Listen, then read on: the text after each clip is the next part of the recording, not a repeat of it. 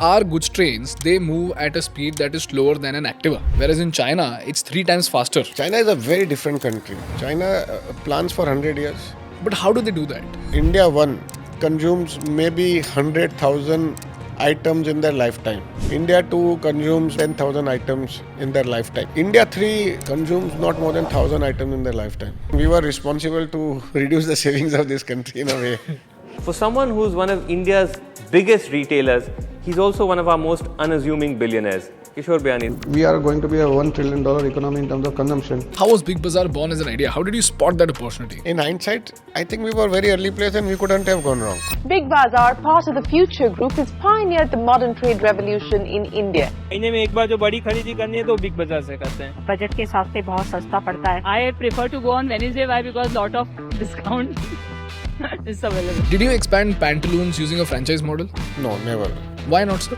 I personally don't believe in franchising model unless it's a... I did this research 3-4 years ago.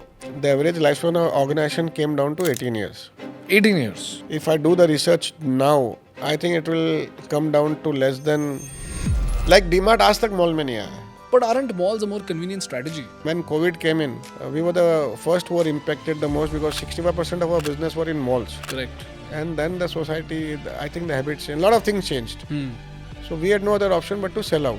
तो उसमें हम वो Amazon की fight में कहीं अटक गए. Life became very different. What exactly was that fight all about, sir? Because we never really understood what exactly was it about. We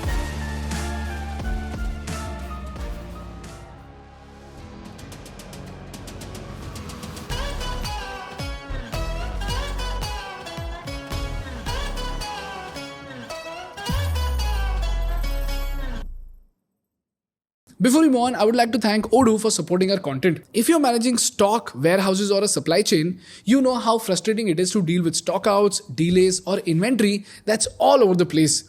But that's where Odoo is here to help you out. Odoo is an all-in-one business management software that is trusted by over 12 million users. And its inventory app is built to give you total control of your warehouse in a fast, reliable and smart manner. Through the dashboard, you can get an overview of orders and supply chain operations instantly. You can also get real-time visibility of your orders, forecast reports of every stock, raw material, automated replenishment, barcode scanning, and optimized picking strategies like wave, batch, and cluster picking. Odoo Inventory also helps you plan purchases, track goods, optimize routes, and even automate vendor follow-ups so nothing falls through the cracks. It supports serial numbers, GS1 codes, storage optimization, and integrates directly with shipping carriers for seamless packing and delivery. And the best part is that your first Odoo app is free for life with unlimited hosting and support. So if you want to manage your inventory in the most amazing manner possible, check out the link in the description and try Odoo Inventory today. Sir, what do you think about India's growth story? India is an interesting country which is learning to consume, which is learning to have aspirations, which is following the media, social media trends of the world. And we are uniquely designed. We are a country of 6 major religions, 6,000 caste and subcastes, 29 states, and nearly 18 to 19% of the world's population. We will definitely make an impact if we consume more or if we participate in the economy to the world economy in a way. So India has to grow. How much it will grow, how will it grow will depend on many, many factors according to me. But it's time for India in a way. But that's been the time for a long, long time. Our population demographics, our infrastructure. I think India has done very well on building infrastructure, which allows the growth to happen. I think we have built airports, we have built good roads, we have built good ports. From where we were, I think we have done a very decent job in building infrastructure. Sir, if you do a benchmarking from where we were, we've definitely done a good job. Fantastic. But then I was just studying India's logistics and we have a broken logistics system. Yeah, but it's improving. Our logistic cost is more than 11%. It should come down to 7% of your GDP. Correct. So, but how is that going to come down? Logistic and supply chain is a very complex subject. You just because whenever we build an industry, we have to build the entire ecosystem for this industry. We were not designed that way.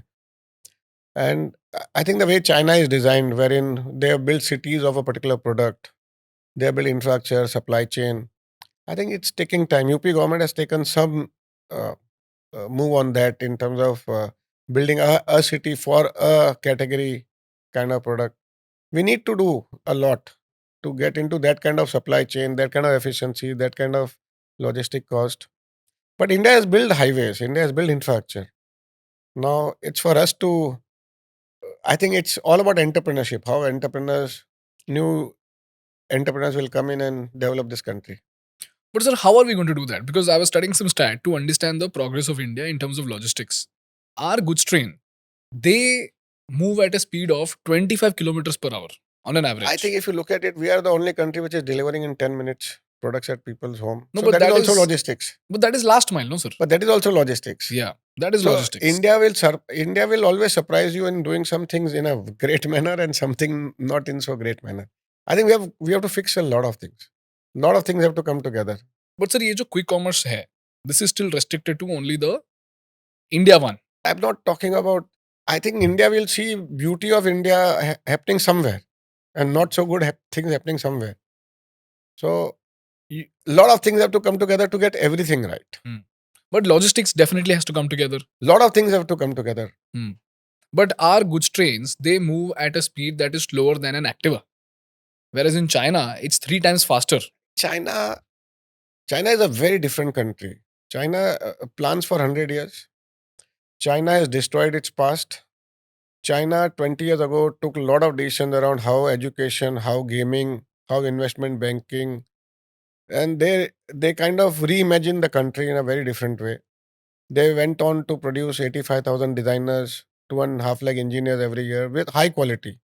They moved into design-led businesses, went into deep tech.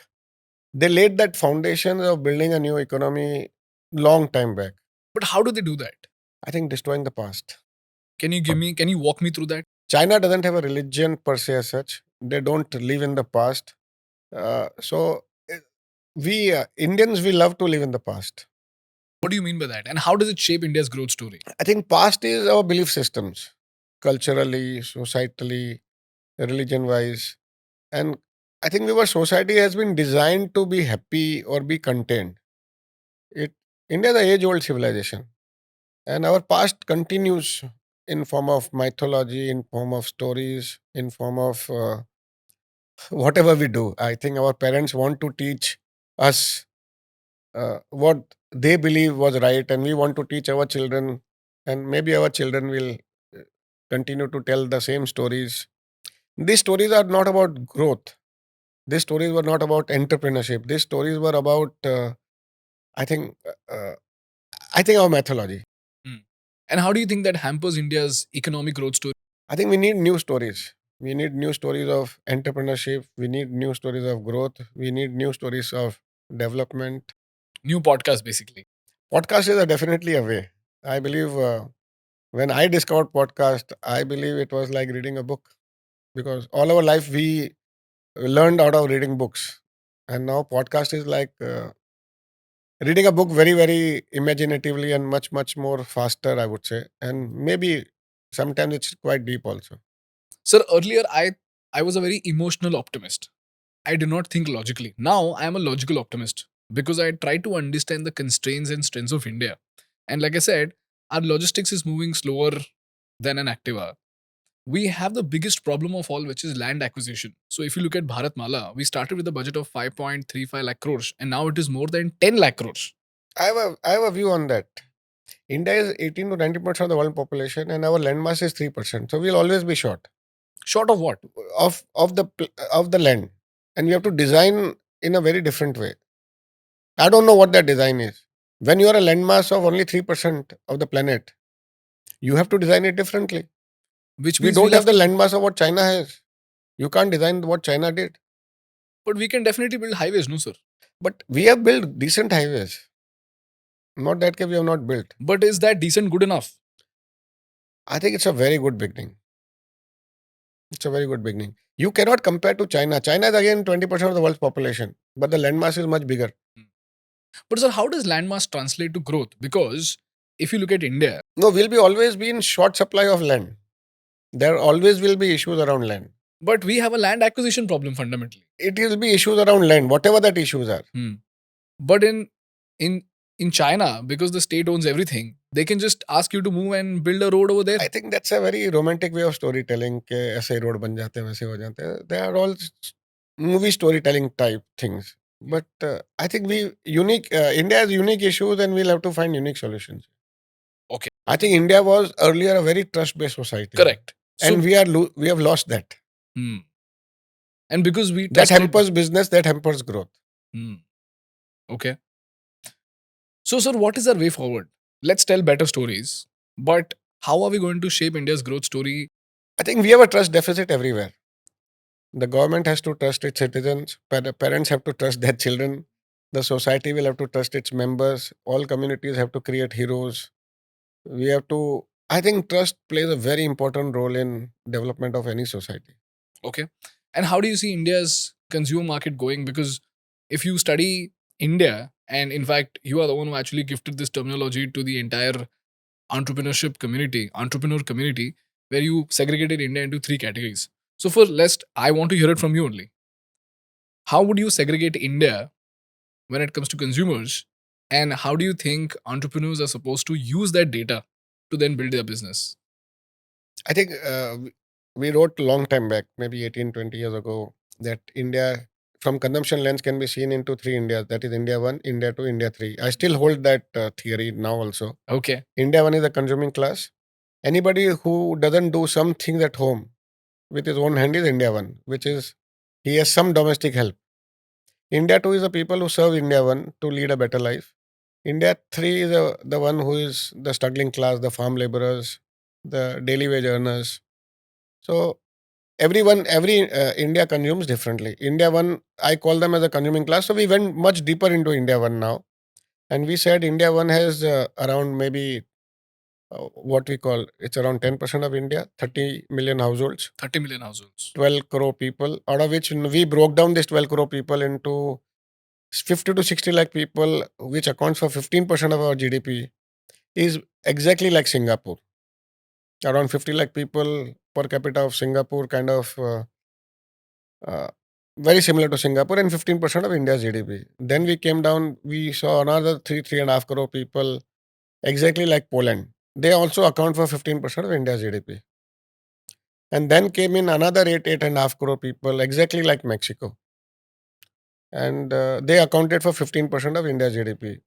If you look at this top 30 million households, they account for India's 45% of GDP. They account for 70% of packaged goods consumption. They account for 89% of beauty products. They account for 50% of the clothing market. Significant amount of entertainment, going out services. This top 10% accounts for nearly 50% of India's consumption. So here's where India's consumer story is. I think the consumption story ends here because the rest of India consumes non-value added products. What do you mean by that, sir? I think value addition, which they do at home, or they consume very number of SKUs which they consume are very, very low. So the numbers are huge, but the value addition is lower. Value addition means you have added some processing, you brand, packaging, design. There is something extra which has gone into it, and there is a lot of economic activity which happens. For India to grow, we have to get into a value-added economy. So would a good analogy be purchasing rice and purchasing biryani? I think the per kilo, the rice costs 40 rupees. The biryani delivered at home through a Zomato will cost you close to 280 rupees to 450 rupees a kilo. So biryani is so the value addition, because there is a delivery cost, there is a packaging cost, there is a processing cost, and then there is the branding and the marketing cost. So in that value addition, a lot of people have entered in and a lot of earnings have happened. So the story of 40 rupees to 280 rupees is a 7 times value addition. Correct. So as far as my podcasts are concerned, fortunately or unfortunately, I've been exposed to only people who have built businesses for India 1. So India 1 is more or less clear to me. And we'll seek a deeper understanding of how to build for India 1 and then go towards India 2 and India 3 throughout this entire episode. And then I want to come to the story of Big Bazaar and apply all these learnings and frameworks to the story of Big Bazaar to then understand the rise and fall, so that we can take out lessons in such a way that today, when somebody is trying to build a consumer brand in India, they can use these frameworks to then approach the market. So, what is the secret to cracking India One's market, sir? How do you crack India One? If today somebody were to build a consumer brand, how should they go from finding a gap in the market to all the way taking the product to the market and scaling up? I think India One, there are two segment of India One, which is Singapore and Poland. They have high discretionary income. They are nearly, I would say, 3.5 to 4 crore of population. They reside, I would say, in many corners of India, and they have enough money to consume. Now it's for a marketer or a brand developer or a product or a category creator to see what are the gaps. What is the gap you can forcibly create into the minds or the neuro imaging of that people, the consumers, and they are willing to change. They are willing to experiment. Sir, what is the consumer behavior difference between the Singapore consumers, Poland consumers, and Mexico consumers? A lot.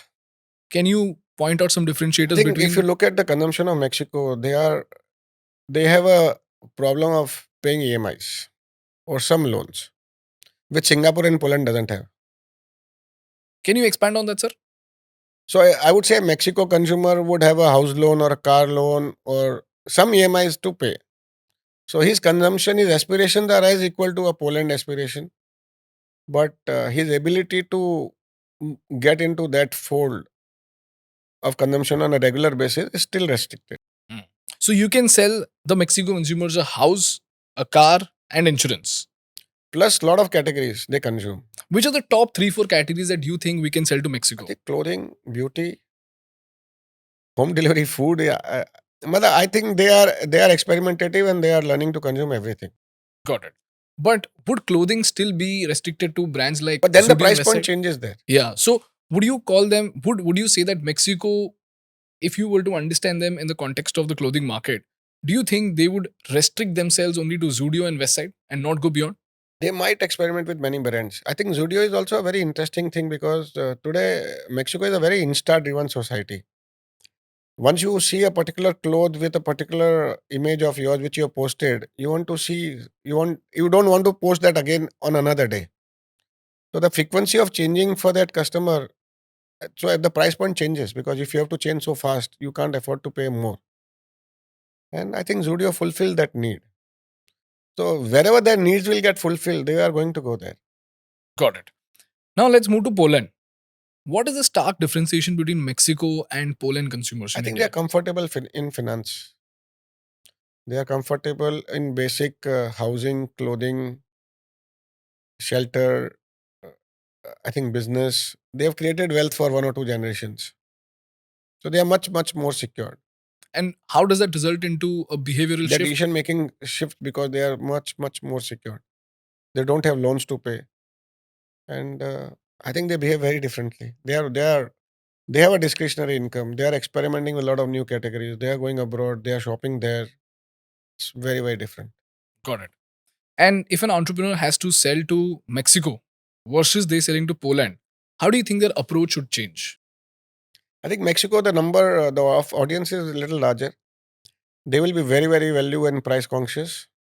And they are still aspirational. And they want to be part of the mainstream of the society.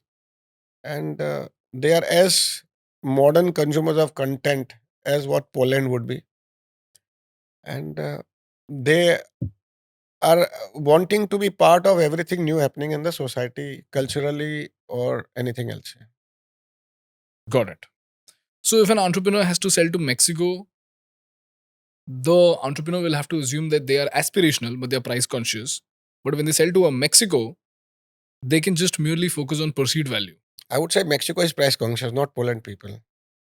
Oh, sorry. Mexico is price conscious and Poland is not price Price conscious. and value conscious both. So- Poland is not so conscious. They are Hmm. conscious, but not so conscious as much as what Mexico is. Got it. So if I were to understand this in the context of the clothing brands, because that's something that everybody can use as a yardstick, Mexico would be Zudio, Poland would be Zara, and Poland Singapore would be would be West Side also. okay, and Singapore would be Singapore is very different. It is quite luxury or it's premium and luxury brands. Yeah. And if you were to वो name 50-60 lakh लोग हैं. So just to give you a perspective, there is a Hermes store in Kalaguda. Hermes is the biggest luxury brand of the world. When I took some data from there, 60 Bombay people or Indian people account for 80% of their business. And it is among the few top ranking stores of Hermes. so just to give the audience more context, how much does an Hermes bag cost? I would say nothing less than 5 lakhs Nothing as less a than starting 5 lakhs. point. Okay. And there they are able to sell to 60 customers. 60 customers account for close to 80% of the business. So do they get repeat sales? Yeah, it's crazy. But Singapore is very different, that audience. That is that 50 lakh people. You can name them. Got it. Get them into your podcast also. You're one of them, sir. I'm not there. You are one of them, sir. No, I'm so not I would there. place you even above Singapore. You No, are probably I'm not there. Maybe Luxembourg. ठीक है. I have not been able to shop from Hermes yet. Anyway, That is because you do not want to. I don't think so. Anyway, that's a separate story. Okay. Sir, now help me understand what should be an entrepreneur's approach to selling to Singapore? Because here you have very high disposable income. I think people are they're also the community's board of all this premium and luxury brands. They want quite luxury now. Quite luxury. Luxury which is not visible. Luxury which pleases themselves. So long story short, we have to do value addition in order to sell to India one, whether that's Mexico, Poland or Singapore, it doesn't matter. Now, sir, how do you go about doing this value addition? Can you break this down? Value addition, what I mean by value addition is that when you look at the raw material and the source raw material price to the finished product, there is a multiple X difference. So there is an opportunity for everybody to play in that. Whether it's the processing, whether it's the branding, whether it's the packaging, whether it's the design. So too many players get involved and value addition creates economies. If you look at the most advanced economies of the world, there would be a lot of value added economy. If you look at China now, China is moving into value addition in a very significant way. So ultimately, जिसके पास पैसा है वही value added चीज का product देगा. तो just to give you a perspective, biscuits would start from 120 rupees a kilo to 500 rupees a kilo. But once you move to cookies and international biscuits, we will move from 400 rupees a kilo to 2000 rupees a kilo. Chocolate starts from, let's say, 1200 rupees a kilo. But the price of raw material in India or anywhere in the world won't be more than 80-90 rupees. I would say in India, at least in Indian context. जो भी raw material use करते हैं. But उसका value addition is what gets the economy driven in a way. So value addition in an economy is something which I think Indians are now getting there. And value added products can be consumed by India one significantly. Got it. And where do you think the biggest opportunity lies in this value addition chain, sir? I think food, lifestyle, goods, recreation, sports, entertainment. ठीक. So now let's move to India 2. Can you define India 2 first? India 2 is basically a kind of a service economy which is helping India 1 to lead a better life. And what would their per capita income be? I think it depends on the family size and how many members of the family working. What we are seeing is a significant change from when we started this theory to now, that the India 2 next generation is wanting to come into the mainstream and are more aspirational and don't want to do what their parents do. So India 2, I will call the people who make our life better. The driver, the helper, the peon, the maids, the domestic help, watchman, peon, liftman. So it's a huge community. The dhobis. It's a community which makes our life better. And it's significant amount of India. Would you place them between $3,000 to $5,000 of per capita income? I think depends. In urban centers, it will be different. In other centers, it will be different. And depending on at the family size, if the member of the parents both are working and the children is working, children may be a part of the gig economy in a way now. So we are seeing change of consumption patterns there also. Got it. And what exactly makes them buy? You said aspiration, but then we placed Zudio for Mexico. So either But we are seeing Zudio even attracting India too. India too? India too largely? next generation. Okay. So What is the playbook to cracking India too?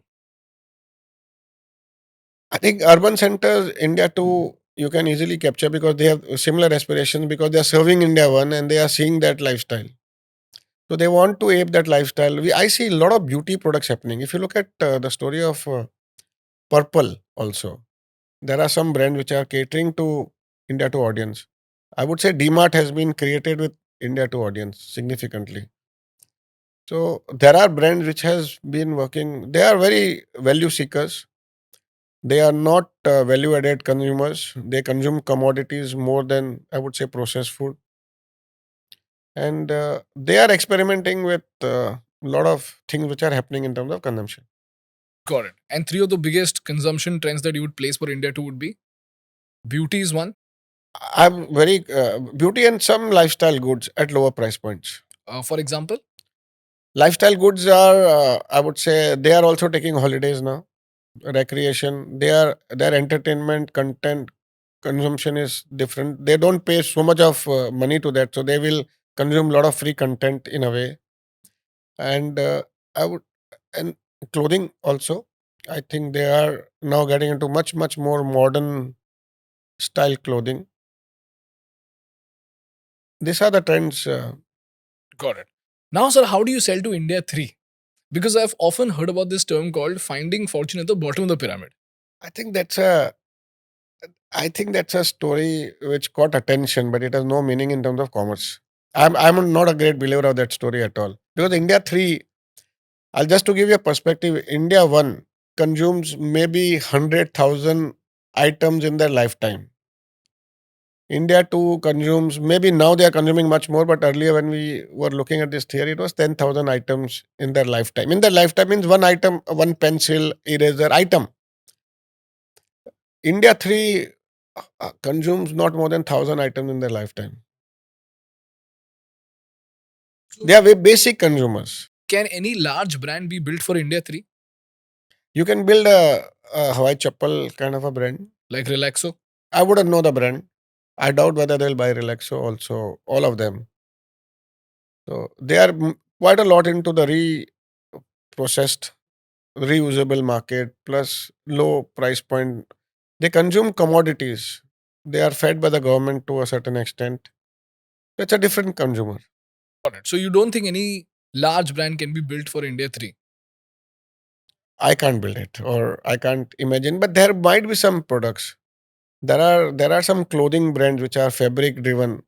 उनके शादियों में consumption थोड़ा बढ़ता है, थोड़ा value added चीजें लेते हैं उस टाइम पे, but that is that time of the year where they gift a little bit, and weddings is a where the consumption happen. They would buy gold at that time, they might buy clothing at that time, So you're saying that only once in a lifetime consumption hai during weddings. और events होते हैं उनके भी religious basis पे, उनके festivals होते हैं उस टाइम पे उनके कंजम्पशन होते हैं, but otherwise it's very basic consumption. Hmm. Got it. Understood, sir. So now let's come to your story. Now that we've defined India very well, I want to understand what is your story. How did you go from being an ordinary person to becoming one of the most celebrated entrepreneurs in the country? Because I've been reading your growth story. You started from Pantaloons, then moved to Big Bazaar, and then you did a bunch of things. In fact, when my team started doing research about your achievements and your benchmarks, sir, we got 60 pages of research. So we realized that it's just better to learn it from you other than going deep into it, because you'll be able to throw light on the most important checkpoints and benchmarks and achievements that you have gained over time. So I want to understand, how did Kishore Biyani become Kishore Biyani? Let's start with one profound memory of your childhood which shaped you into the person you are. Because we believe, in fact, from all the podcasts that we've done, we've realized that every person is actually shaped by some profound childhood memories which turns them into the person that they are. So what made Kishore Biyani the person that he is today? I I I remember two memories which might have helped me in shaping in the consumption story which I participated. One was outside Mahalakshmi temple. There were a lot of stalls which comes about selling toys and other things. So as a market or a heart, I have when I look at it, there are memories around that. And there is a memory around there was a departmental store called Century Bazaar at Prabha Devi. I've been there once. or twice. So I think maybe there are some memories of that store. Maybe that would have shaped, or that would have, maybe whenever I'm imagining something in consumption, that might be at my some vivid memory on that. Yeah, some visualization around that. Yeah. So we were listening to you. We were actually studying your story, and we learned that you actually went completely bullish on denim jeans. So how did you start? How did you become an entrepreneur in the first place? So my uh, family was in clothing business, and they were traders of textiles. And I think I have memories of being to the Gaddi or to the Mulji Jetha market where we had a shop and dealing with fabric. I did a course in weaving also in Sasmira. In weaving. Yeah. Okay. My first business was to put up a weaving unit and a brand for supplying to the garment industry fabrics. Then I became the sole selling distributor for denim when Arvind Mill started denim in India. So I got exposed to the ready-made industry. Then I thought, seeing the ready-made industry, I said there is a gap of nobody has a trouser brand in the country. So that's where Pantaloons came about as a trouser brand. I put up a factory to make trousers. And parallelly, I started a yarn business to make some what you call innovative yarns to make good fabrics, which is differentiated. So my career started from there. So some manufacturing, some branding, some dealing with the clothing industry to understand how India should be. We are a product of liberalization, and there were many, many things happening at that point of time. I think this would be around 90s, early 90s. And I think 90s gave you a lot of opportunity because India was in a liberalization mode. A lot of new things were happening. We were getting exposed to marketing, advertising. That subject fascinated me. I was a student of advertising in a way. Used to observe every ads, every brand being made, and that made me interested. So that's, I think, was my early imagination of business. Sir, I have one request. You're just putting out things so casually. You just said, "हाँ हमने एक factory डाल दिया, हमने pantaloons खोल दिया." But sir, that's a big deal. Like, tell me I deeper think into the, it. ignorance was a bliss. Okay, what do you mean? Ignorance मतलब हम इतने पढ़े लिखे नहीं थे. We didn't go to a management school in a way. I got exposed to, I did my commerce, I did a little bit of post graduation, I did Sasmira, I did my chartered accountancy. I was a generalist. I didn't want to be a specialist in anything. Okay. I think maybe हो गई आदत world में सीखने की.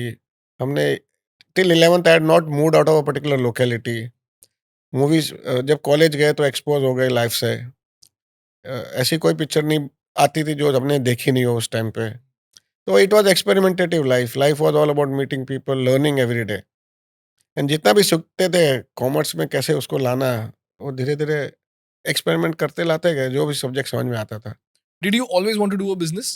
कुछ idea ही नहीं है उस टाइम पे कि ऐसा होना चाहिए, वैसा होना चाहिए, क्या करना चाहिए. I was very rebellious, I would से. Why? I don't know why, because I didn't believe, maybe I was using rationality too much.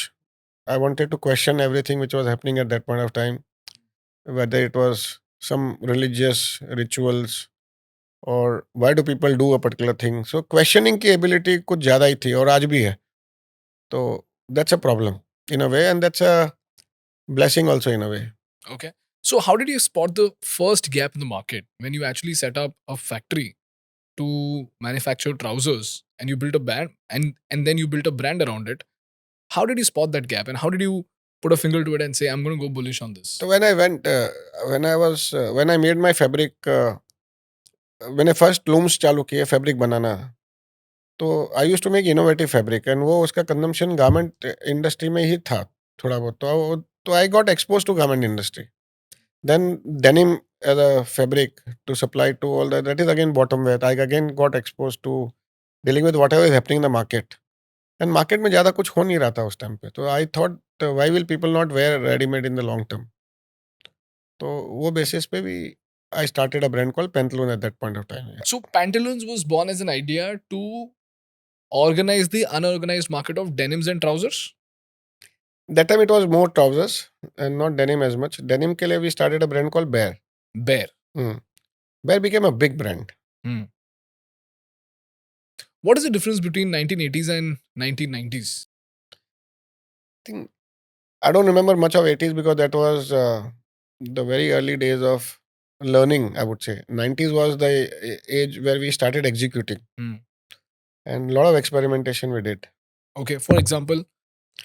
I think 80s mein we started, I must have started a yarn business, making yarns. I had a fabric business, making fabrics for the garment industry. I must have went into distribution of denim fabric to the garment industry.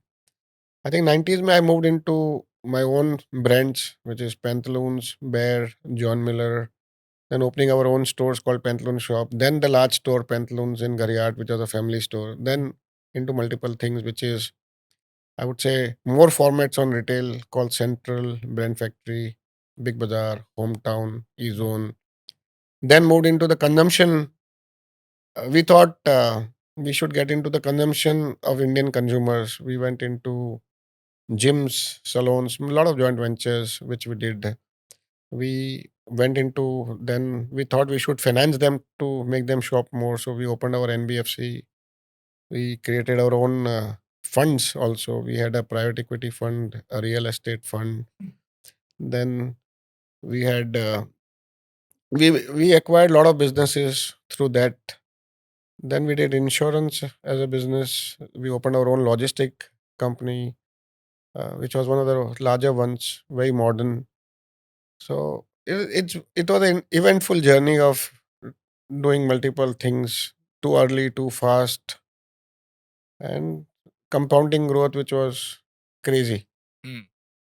But sir, how did you dabble into so many things? I think India में कुछ था नहीं उस time पे logistics के लिए कोई partner चाहिए तो था नहीं तो we had to do on our own and maybe we were ideas person we thought ideas को वी कैन फ्रक्टिफाई 0 to 1 जिसको बोलते हैं I think we did so many project 0 to 1 which is when I look back it's look so stupid and so many and so much that sometimes it surprises us के how much we did Do you think you spread yourself too thin? these are all management words in hindsight one can say that because you should have a great cash flow business to experiment a lot. Maybe we didn't have that. And we were growing on debt more. So, in hindsight, yes. But whatever we created were good products, interesting business models. In hindsight, again, I say that we could have optimized everything to a level which should have been very, very interesting for anyone. If you were to go back in time, how do you think you would have done things differently? I would have hired somebody who could have been a great optimizer of whatever I'm creating, As in for every vertical. every vertical. So back then, did you head all verticals? Not head, we had CEOs running it, but optimizing is a very specialized thing. How to take out juice out of everything which you have created. Can you walk me deeper into it? So, like if you look at Big Bazaar as a business model, it was a 26% gross margin model. If you look at the other retailers, they are at 18, 19%. So, we were maybe 50% more than anybody else. And how do you optimize and make money out of that? The margins were there. Central as a business model was probably the best business model which we created. Some of the stores EBITDAs were in excess of 20 to 25%. But how did you have such high margins? Because we built our own products, our own brands, we had scale, and we understood. I think we introduced a lot of new categories in the market. Okay. So let's go from Pantaloons to Central to Big Bazaar.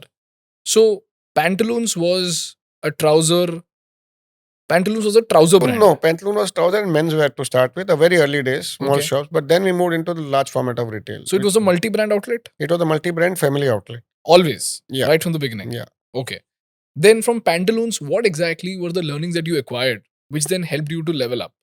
I think understanding the clothing business for every age group of the family. But how did you understand clothing? Because today we have access to a lot of data. But back then, I think I was a fabric person. I understood yarn and I understood what kind of garment. I went into garment manufacturing myself. So we were in that value chain, which I went through the journey. So to understand that was quite okay. And then we had to understand the consumers and the changing behavior and the changing society in that sense. We started understanding that. We started understanding how to build brands, how to create a brand persona and how to attract consumers. I think we started learning that. And that gave us that confidence that you can build and service people and build a business. sir, walk me through how to build a brand. Let's understand your approach and then apply this to the modern context. How did you fundamentally build a brand? What are the I most think important brand is steps? brand is the personality of a product which you can make somebody aspire to have, or some features, or some. It has to reflect your persona also in a certain way so that you get attracted to it. So how do you understand your target market? How you understand that persona? How do you build that into that brand? And how do you appeal to the people so that the ultimately a commerce happens? So, brand persona has to resonate with customer persona, which eventually results into resonance, Absolutely, and that builds a brand. totally. Walk me through how should a brand understand their persona and then strike resonance with the customer. I think if you look at any brand, it will talk about it. Take any brand and I can explain you. Let's talk about Levi's. Yeah. So Levi's is a brand which was built on a heritage of why denim jeans were worn by miners, how they created that five pocket. There is a myth and story around how jeans were constructed. And they transmitted that story to the consumers, and people started relating to that stories. The stories of Levi's is a very interesting brand. Levi's is one brand which never started from the top. What do you mean, sir? Most of the brands are created very aspirational, which starts from the upper echelons of the society. They wear it and then that style comes down. Correct. Denim was a style which came from the bottom of the society and it went up. It started from California Gold Rush, no? Yeah, so it started from workers or the miners at that point of time to going up to the highest level. So it's a very interesting case study of how a brand was built out of story of that time in a different way. And what is Levi's India story? I think they harped on the imagery of the original brand. Levi's was a synonym to a jeans, and they played that story. Levi's coming to India, jeans coming to India. They are the OGs of jeans, and if you don't have a Levi's pair in your wardrobe, then you're not having any jeans. I think that was the position. Got it. So, let's talk about how to break down Levi's brand persona and then study how they struck a resonance with their customers. How would you do that, sir? So every modern consumer has to have a wardrobe, and that wardrobe has to comprise of a jeans, and that jeans has to be a Levi's. But how do you make it mandatory? It's Because- not mandatory. It's a it's a neuro image which you create in the mind of the consumer And how do you create that neuro image? through communication, through whatever messaging you are doing. And how do you craft that messaging? On what basis? That is what advertising is all about. That is what communication is all about. Walk me through this, no, sir. How do you go about identifying a customer, then crafting the messaging, and then building a brand to strike resonance? So we have done it in all our brands. If you look at Bear, which was our denim brand, we had built an image about Bear as a very rebellious thing,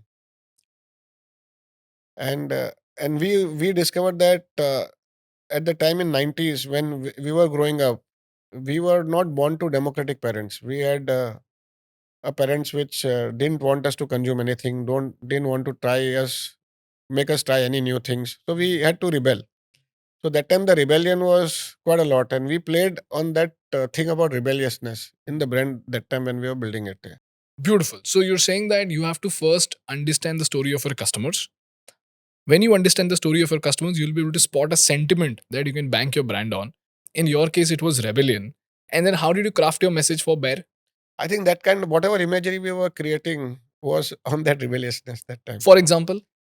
I cannot. There was something. One of the ads got into trouble also, Okay. and we that time I think there was that Sanjay Dutt thing. He was a rebel of a very different kind.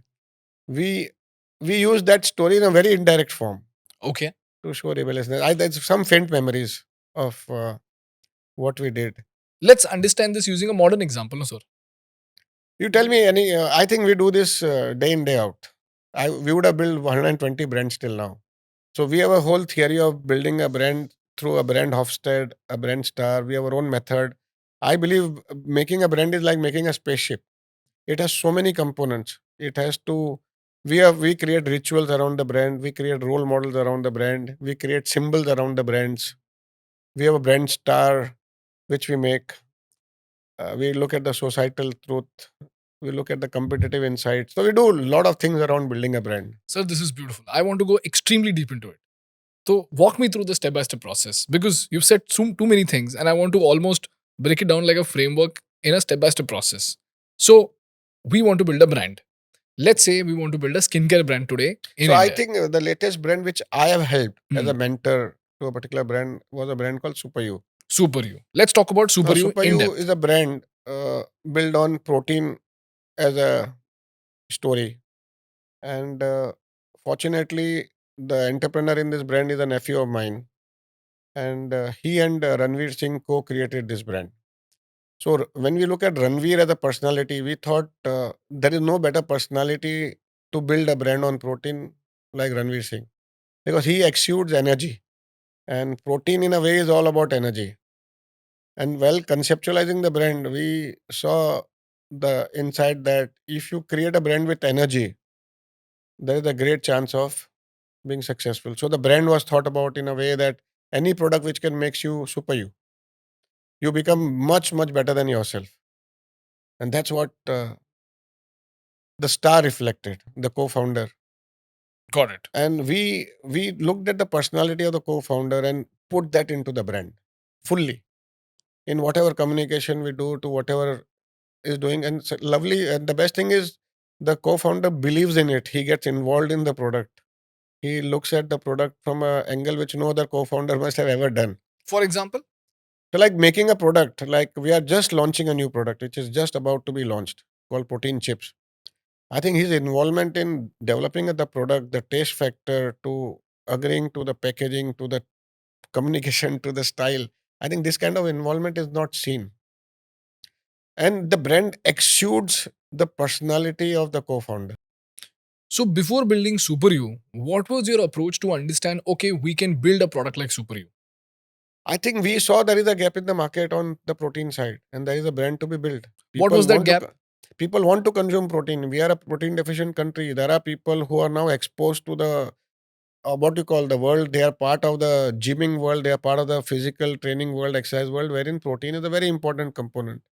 And then India is protein deficient, as we know, because our food habits are much much more different. So there was a need. The younger generation don't want to consume the protein in the way the parents consume. They want to consume in a newer way. And our idea was to build a newer way of consumption of protein. We brought it in wafer biscuits. We brought it in now in chips. We are going to bring it in the what do you call the powder form of. We are calling it yeast protein, a new technology through which Nikunj is building it up. So there is the idea of a gap. Build a brand, create the product, create the communication, and launch it. It has been probably one of the most successful launches in the FMCG business till date. And I think they have achieved in 5 months with one single product with only 4 SKUs or now 5 SKUs. They have achieved close to 100 crore annual run rate, which is unheard of in 5 months. True. So, when it comes to brand communication, there are two sides to it. One is what exactly you ideated and how it got executed. Now, walk me through how did you design the communication? You had a co-founder. How did you pick Ranveer Singh, by the way? I think Nikunj and Ranveer, they knew each other, so they have been working on toying upon the idea of. We came in as a mentor to help them not to make any mistakes in their journey of entrepreneurship, Okay. and I think that's what we did because we understand. I come from the consumer side understanding and the brand understanding. Nikunj and Ranveer were working on the product side, and I think as a mentor and Nikunj, I think it became very interesting that. He exudes energy and I come from the wisdom side. So this wisdom energy combination worked very well. Got it. Now, how did you design the communication for Super You? I think my brief to Nikunj was only very simple. See that there is energy in whatever content you are creating. Secondly, every content show somebody having this product and enjoying it because that is the neuroimaging. You'll have to keep on building it up. As an enjoyable protein product. You have to love consuming it. Hmm. Just show that images. My only two brief was this, nothing else. And could you walk me deeper into it? What do other protein brands do wrong? I don't know. I don't check on others. Because the one thing that I've seen is that when it comes to other protein brands, they usually show fitness freaks consuming protein. Yeah, I don't think that way, So- luckily. Okay. Because it's almost like the Saffola mistake, right? When Saffola first started, they only presented themselves as oil meant for people who have heart problems. And then eventually they realized that the TAM is too low. And then they expanded in such a way that they communicated the idea that if you do not want to have a heart problem, then you must consume Saffola. And suddenly the TAM exploded.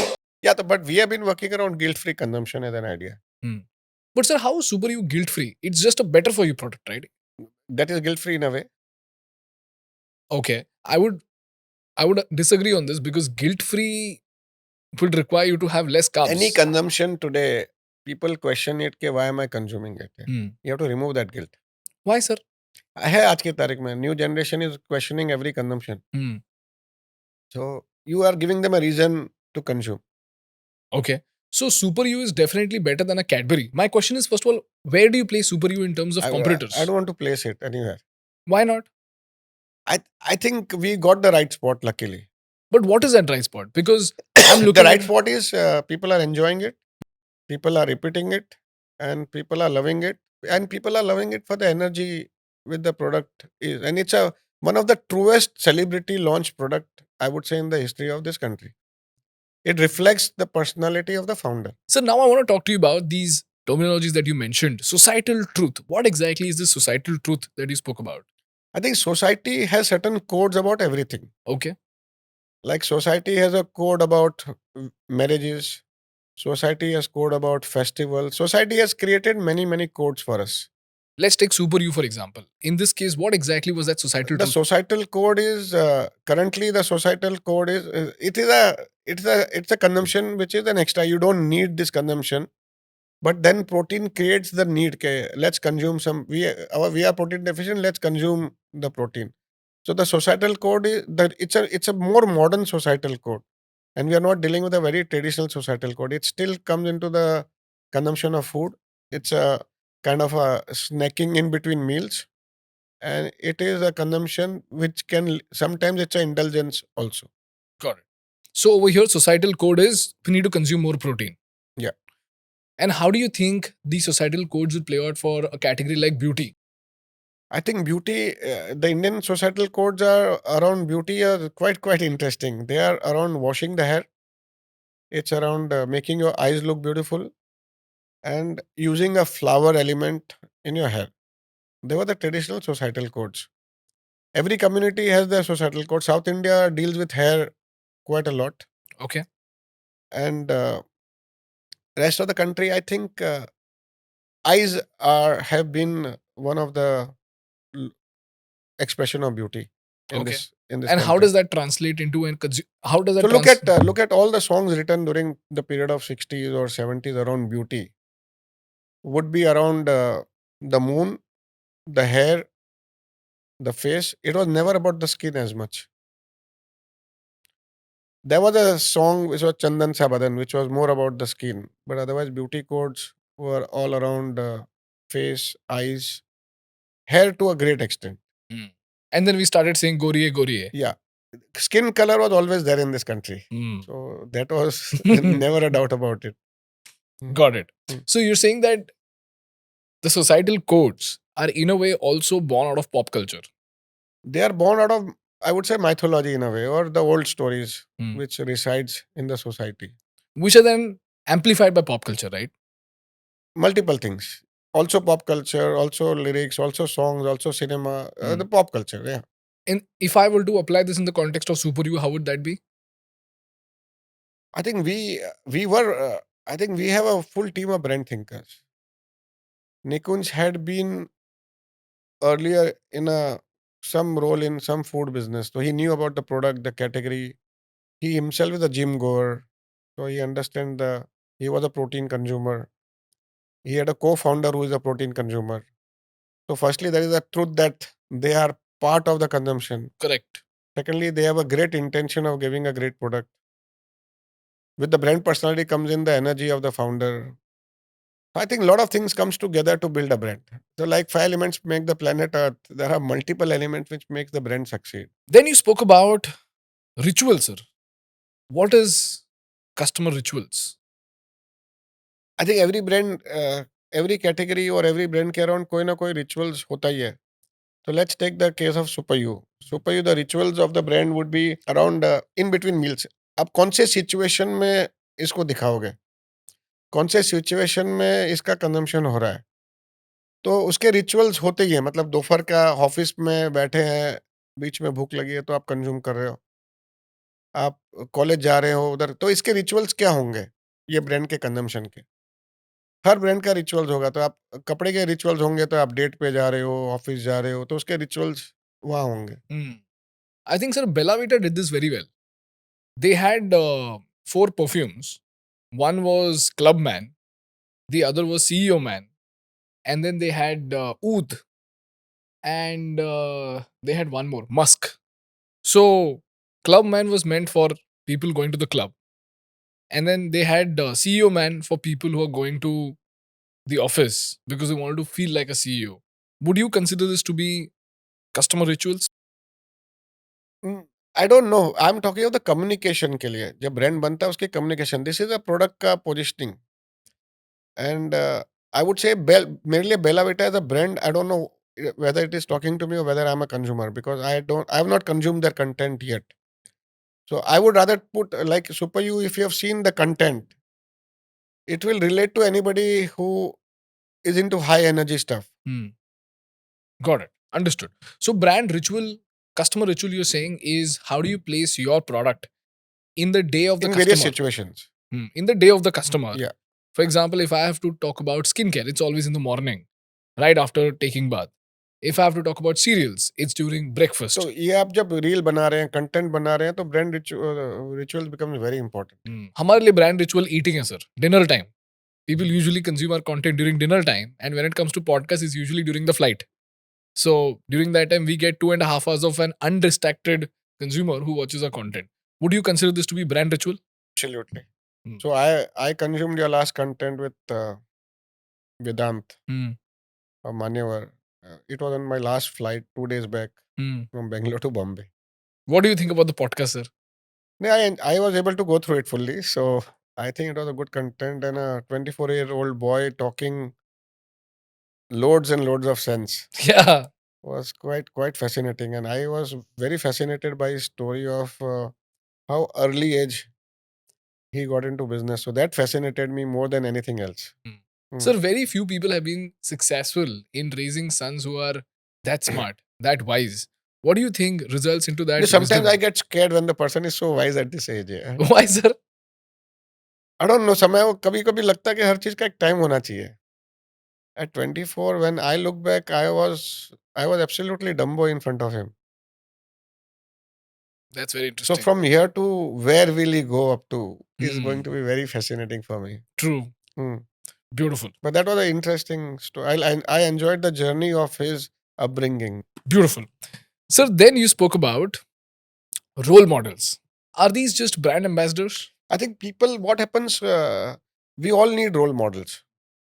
For me, I have role models in life. At various point of time in my life, I would have had role model who might be an author, who might be a film star, who might be one of the friends whom I admire, or some very successful business person. And we start subconsciously aping them. And ये हर किसी के साथ होता है. आप कितना भी कोशिश करो मत करो, तो I think that become very important in building a brand. For example, sir? आप कोई भी ब्रांड सोचोगे तो आपके रोल मॉडल कौन है वो कैटेगरी में, या वो कंजम्पशन के इवेंट में और अपनी लाइफ में. जैसे boost the secret of So my energy. today when I look at my role models, in podcaster I would have my role models, in cinema I would have my role models, in business I have my role models, those whom I look up to. Subconsciously you are aping them. How does this result into a consumer behavior? That Subconsciously, if I'm able to build that role model in my communication to you, and I talk about them, you will resonate with my brand. For example, how would a watch brand do it? Watch brand must be showing some celebrity wearing that watch, or a Roger Federer. And अगर आपका tennis में और कोई sports leadership में Roger Federer आपका role model है, तो that brand will appeal to you. Correct. And if an entrepreneur does not have the budget to get a Roger Federer, Roger Federer की जरूरत नहीं है. That role model who can play that archetype. कैसे करते sir? How do you build that archetype? बन जाते हैं. जैसे for example, when it comes to Marlboro Man, Philip Morris built a great archetype out of the American masculine aspiration to then create Marlboro Man. So they understood that American men want to be rough and tough. But they created a role model of a particular look, of a particular way, which is a cowboy, which is a hat, which is a horse, and which is, I think, a particular imagery which they created. So I'm trying to understand how do you go about understanding role models and then emulate that in your brand communication. So if you are a watch startup who doesn't have the brand to get Roger Federer, what should be your approach? But कौन सा type का watch है, क्या type है, क्या नहीं Okay, है? मैं आपको डेटा सेट देता हूँ. 8,000 rupees का वॉच है. It is meant for people between the age of 18 to 25. And this watch is meant for only those people who see themselves as car enthusiasts. So how would you communicate your idea? Car enthusiast. In fact, I've invested in a company called ruthless, which Mhm. does exactly this. Hmm. So I want to understand how would you approach? I think ये 18 to 25 की लोगों की आप as profile देखेंगे तो ये firstly ये लोग तो इंजीनियरिंग फास्ट स्पीड से एसोसिएट कर रहे हैं, इंजन से एसोसिएट कर रहे हैं, एंड आप लोग को तो वो टाइप के इन्फ्लुएंसर्स ढूंढने पड़ेंगे. अभी आप होते तो कैसे इन्फ्लुएंसर्स ढूंढते? आज इंडिया में आई थिंक ऑटो कार वाले जो लोग हैं, आई don't know how much many people follow them. But that's not widely Not followed. much. So now you'll have to look at somebody who is who loves speed, who loves cars, who loves racing, and you will have to find a role model out there. Yeah.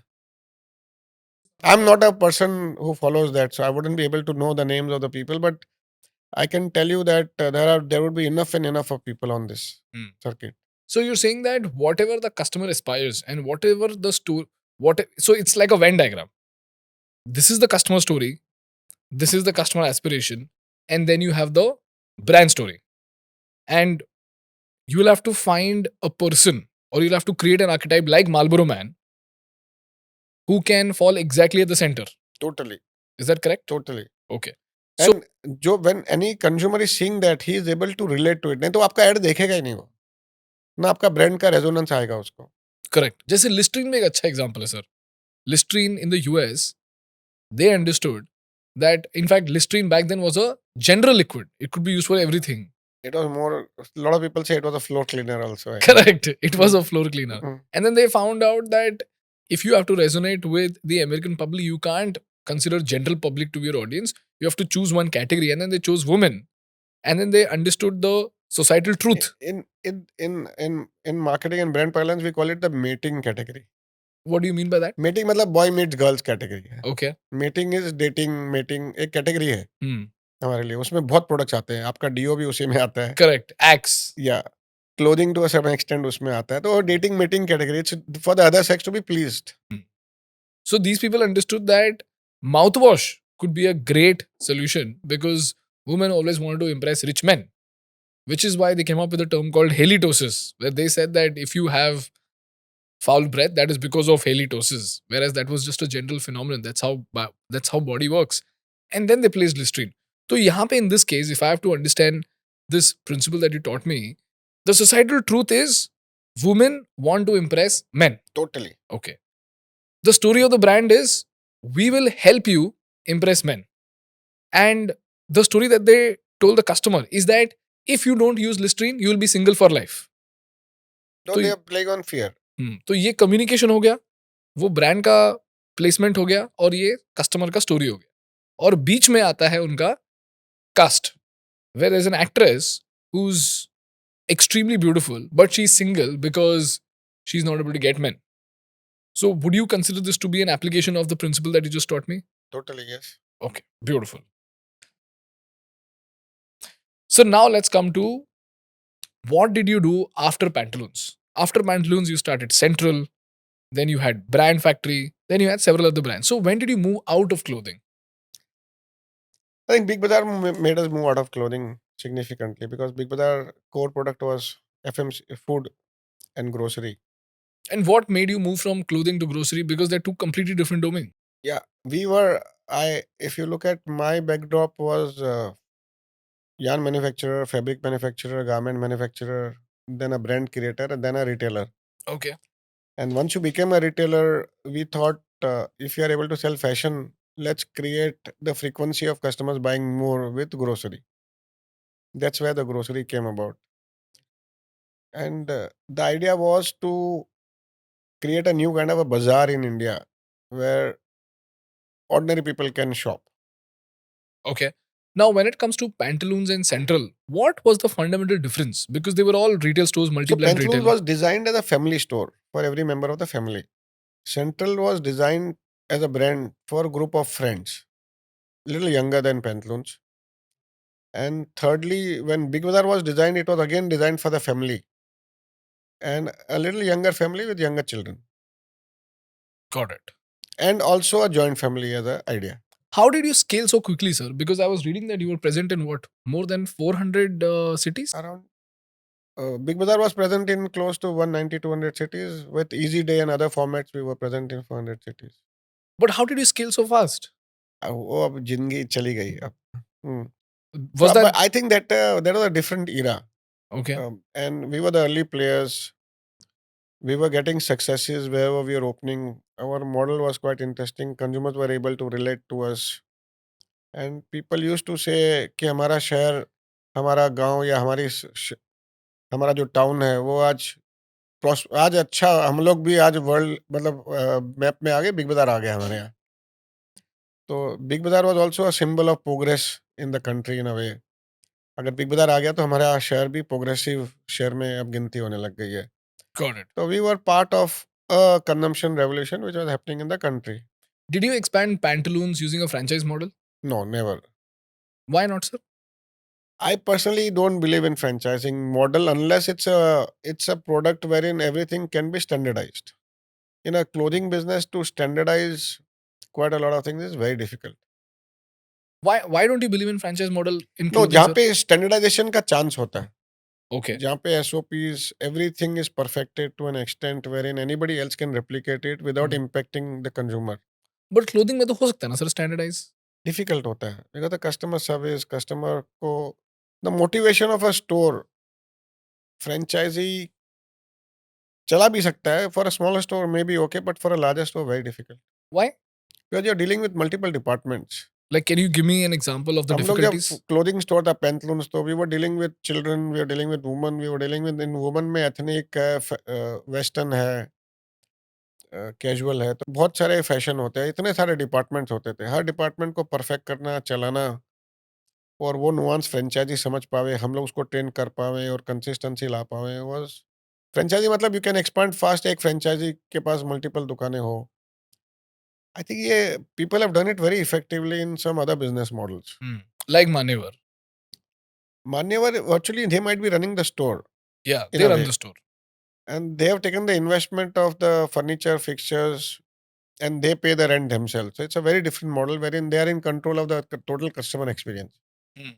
Then why couldn't you opt in for that model, sir? Because if you have to expand it using your own money, that would result into high capex. Yeah, but maybe we didn't discover that model. Acha. During that time, it was not very popular. I think our capital investment was quite high. Like Central used to be 2 lakh square feet stores. To 2 find- lakh square feet. One of our Central was, we had 3-4 stores which were in excess of 2 lakhs. So did you buy them or lease them? Lease them. And how much would that lease cost? At our peak, our total rental at Future Group would be 2,400 crores a year. My God. So it was huge, including warehouses, including offices, including stores. So do you think a franchise-owned company-operated model would have made you capex free? I think in hindsight, one can say a lot. But we had operating lease model also developed. So we tried multiple things. So I think it's a story of the past in a way. So one can always say in hindsight, this could have been done, that could have been done. Because, sir, the reason why I consider it to be important is because even at thinkschool, we are trying to understand how do we scale our communication school. And the first thing that comes to our mind is the franchise model. If you look at Blue Tokai, Subco, they don't have a franchise model yet, but eventually they might shift to a franchise model. And the reason why people shift to I'm not a great believer of franchise model still. why not, sir? I think we can debate this because we have done some work around it, Okay. and it can work not in all situations. It can Hmm. work in some situation. That's my theory. Walk me through this situation, sir. I think it's all upon what kind of customer experience you want to control. Okay. Do you That's it. think franchise model is possible in coffee, like a blue Takai model? I wouldn't know that business as much, but there is a possibility out there. But it's too early. You have to build the model, perfect it. And I believe in when I look at the world now, I came into business in late 80s. And when I look back in 2025, and I'll just give you a story where I must have studied the organizational lifespan of organizations, wherein this study I must have done it in 90s or 2000. That what is the leverage lifespan of an organization? That time it was recorded was 26 years. Okay. So organizations get built, they go through their childhood, they go through their adolescence, they go through their teens, they go through their youth. And most of the organization which survived more than 100 years didn't survive in its original form. Okay. For example, I would say DuPont, a lot of organizations, except a financial organization which survives in its original form. When I did this research 3-4 years ago, the average lifespan of organization came down to 18 years. 18 years. This is still some years ago. If I do the research now, I think it will come down to less than 12-14 years. Okay. And I believe if I do the research after AI has been implemented or it has been adopted by businesses in the next 2-3 years, it will drop down to 6-7 years. So there is an impermanency as a thought which has to be designed for any new organization to be built. We are not permanent. We will not survive in our original form. Correct. Impermanency is a part of it. Hmm. How do you deal with franchising in an impermanency kind of a situation? Let's take one category, sir. Let's take food as a category. Impermanency is built into food. But if you were to understand the category of burgers, let's say, They have brought in permanency. And tomorrow's business will not be in permanency as much as what the old era was. That's my theory. I can be wrong. There will be exceptions to every theory.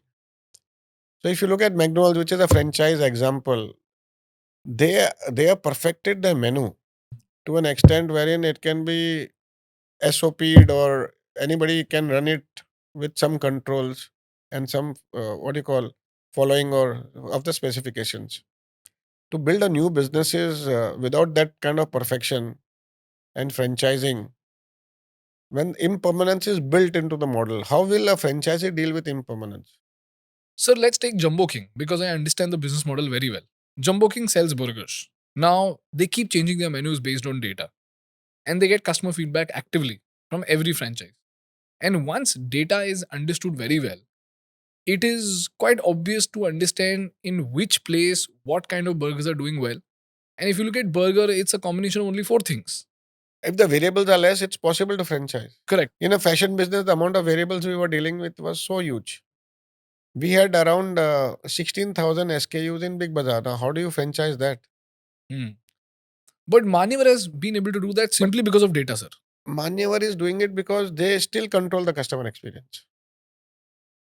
So, which means franchise model is possible if you're able to control the customer experience. Totally. I would love to control the customer experience. What are the factors that come under controlling customer experience? Managing it, all the rewards and recognition is given by you to the people who are working. For example, let's break this If down. there is a store staff or the store head or store manager, store karta, whatever you call him, Hmm. he is under whose control and what is his motivation? Hmm. If he is under the control of a franchisee, so franchisee will create a reward system for him which will not suit to the brand. So, you're saying we should first control the employee incentives. Entire customer experience and तो whoever इसमें क्या provides क्या for आता है it, sir? First हो गया. whoever provides for that customer experience First is is the the product, product, it's the service, Hmm. and it is the after sale service and the total vibe or the environment which you create. which is basically infrastructure. Yeah, total vibe and the environment, and how do you maintain that? अगर आपने franchisee अभी very early in my life I did franchising Pantaloon shop का. कभी कभी दुकान चालू नहीं होती थी, मेरे घर में पूजा है, वो अपनी पूजा का उसका जो भगवान है वो पीछे अपने कैश काउंटर के पीछे लगा रहा है. Customer experience is not the same. वो पैसे टाइम पे डिपॉजिट नहीं कर रहा है. तो it's a art which has to be perfected. But do you think because of digitalization and data analysis, this could become easier? It's possible. It's much better than what it used to be earlier. But then there is a new theory of impermanence which has shaped in. You will not survive in your original form. You'll have to keep on pivoting your businesses. Correct. But data will tell you where to pivot, right? Yeah, but then there will be too much of a change. How will you keep on training your people, the franchisee, to deal with that? But sir, ये जो impermanency, whatever impermanency comes out of data, it's not so I think revolutionary. there would be revolutionary impermanency which is seeping in. Sir, ये मुझे समझ में आया. Let's debate this out. Okay? ये subject बहुत futuristic है, इसके लिए No, I शायद want to विजुअलाइज नहीं कर पाएंगे. because मेरे हिसाब से businesses are all heading towards impermanence. understood, sir. Now, when it comes to food business, you said that franchising is very difficult. But why No, is that difficult? मैं food business में franchising is still easier than the clothing business. That's what I said. Okay, but you said that the franchising will not work for a category like food in the future. I'm not saying that at all. I'm saying that franchising, wherever you can control the customer experience, it will work. And where the number of variables are less. Wherever you can standardize things. Got it. When you deal with impermanence, you cannot standardize things. And you're saying fashion is one such And your category. variables will keep on coming up again and again. Now, when it comes to fashion, let's say you run a company-operated franchise-owned store. The franchisees just put in the investment, You are managing the company. The store staff is rewarded by you. Where is the issue? which will require you to not have I think that's capex. not franchising. That's a financing model. But we're just putting it under the bucket of Franchising is where franchise. the franchise is the operator. That is where I have concern. Understood. So you're saying that a franchise-owned, franchise-operated model is a bad model. I'm not saying it's a bad model. I'm saying that the customer experience is controlled by them, so you're not in control of your fortunes. So any place where you're dependent on the franchise operation is where the threat is. It's not a threat. It has to be perfected model there. Your variables have to be low and you have to be in control of the franchisee who is giving that experience to the consumer. Because sir, he's using your brand. Because sir, वहाँ पे तो human dependence आ जाता है, and that's where the impermanencies will kick in, and you have no data to be able to track that until the harm has already been done. For example, if there's a store manager who does not know how to behave, you will see the impact in the customer experience way later as compared to when you should have. So that is where you can't perfect human impermanencies. But if this person is the franchise owner, the likelihood of him not behaving properly is very less. You're dealing with that variables, which is not in your control. But that is going to be an impermanency even when there is an employee of yours who's going to be at the store, right? I think still he is rewarded by you and incentivized by you. You can hire and fire him. But you can even fire the franchise owner. Not easy. Why not, sir? It's not easy. But why? Is there a legal complication to that? There are a lot of issues to that. Because the property is in his name. आपको legally करने में समय लग जाएगा. Got it. So again, वहाँ पे आ जाता है that you have to control the customer experience. So you will have to. I would like to be in control of the customer experience in a franchising system. That's it. If it can be perfected, why not? I'm not against any model as such. Every kind of model works in certain situations. Not in all situations. Understood. So the conclusion is your variables have to be less. Your impermanencies have to be controlled. And because of data today, it has become comparatively easier. And the more you have dependency on the operations of the franchise owner, that's where complications will kick in. So if it is a franchise operated by the company where you can control the variables, it is great. And the variables are a function of product, service, environment, and infrastructure. I'll just tell you a very softer thing. Na? If you go to any particular store, you can feel the energy of that store. I don't know how to quantify it, but you feel it. And that is the sum total of the effort put into that store. वो franchise का कितना effort जाएगा नहीं जाएगा consistently है दुकान में but as a brand owner you will put in that effort for sure franchisee how is he motivated और incentivised to put in that extra effort Understood. Got it. So that is the reason why you did not expand Pantaloons using the I franchise don't know model. what I did that time but I'm talking of franchising as a concept. ठीक है, got it. And then when you stepped into Big Bazaar, how was Big Bazaar born as an idea? How did you spot that opportunity?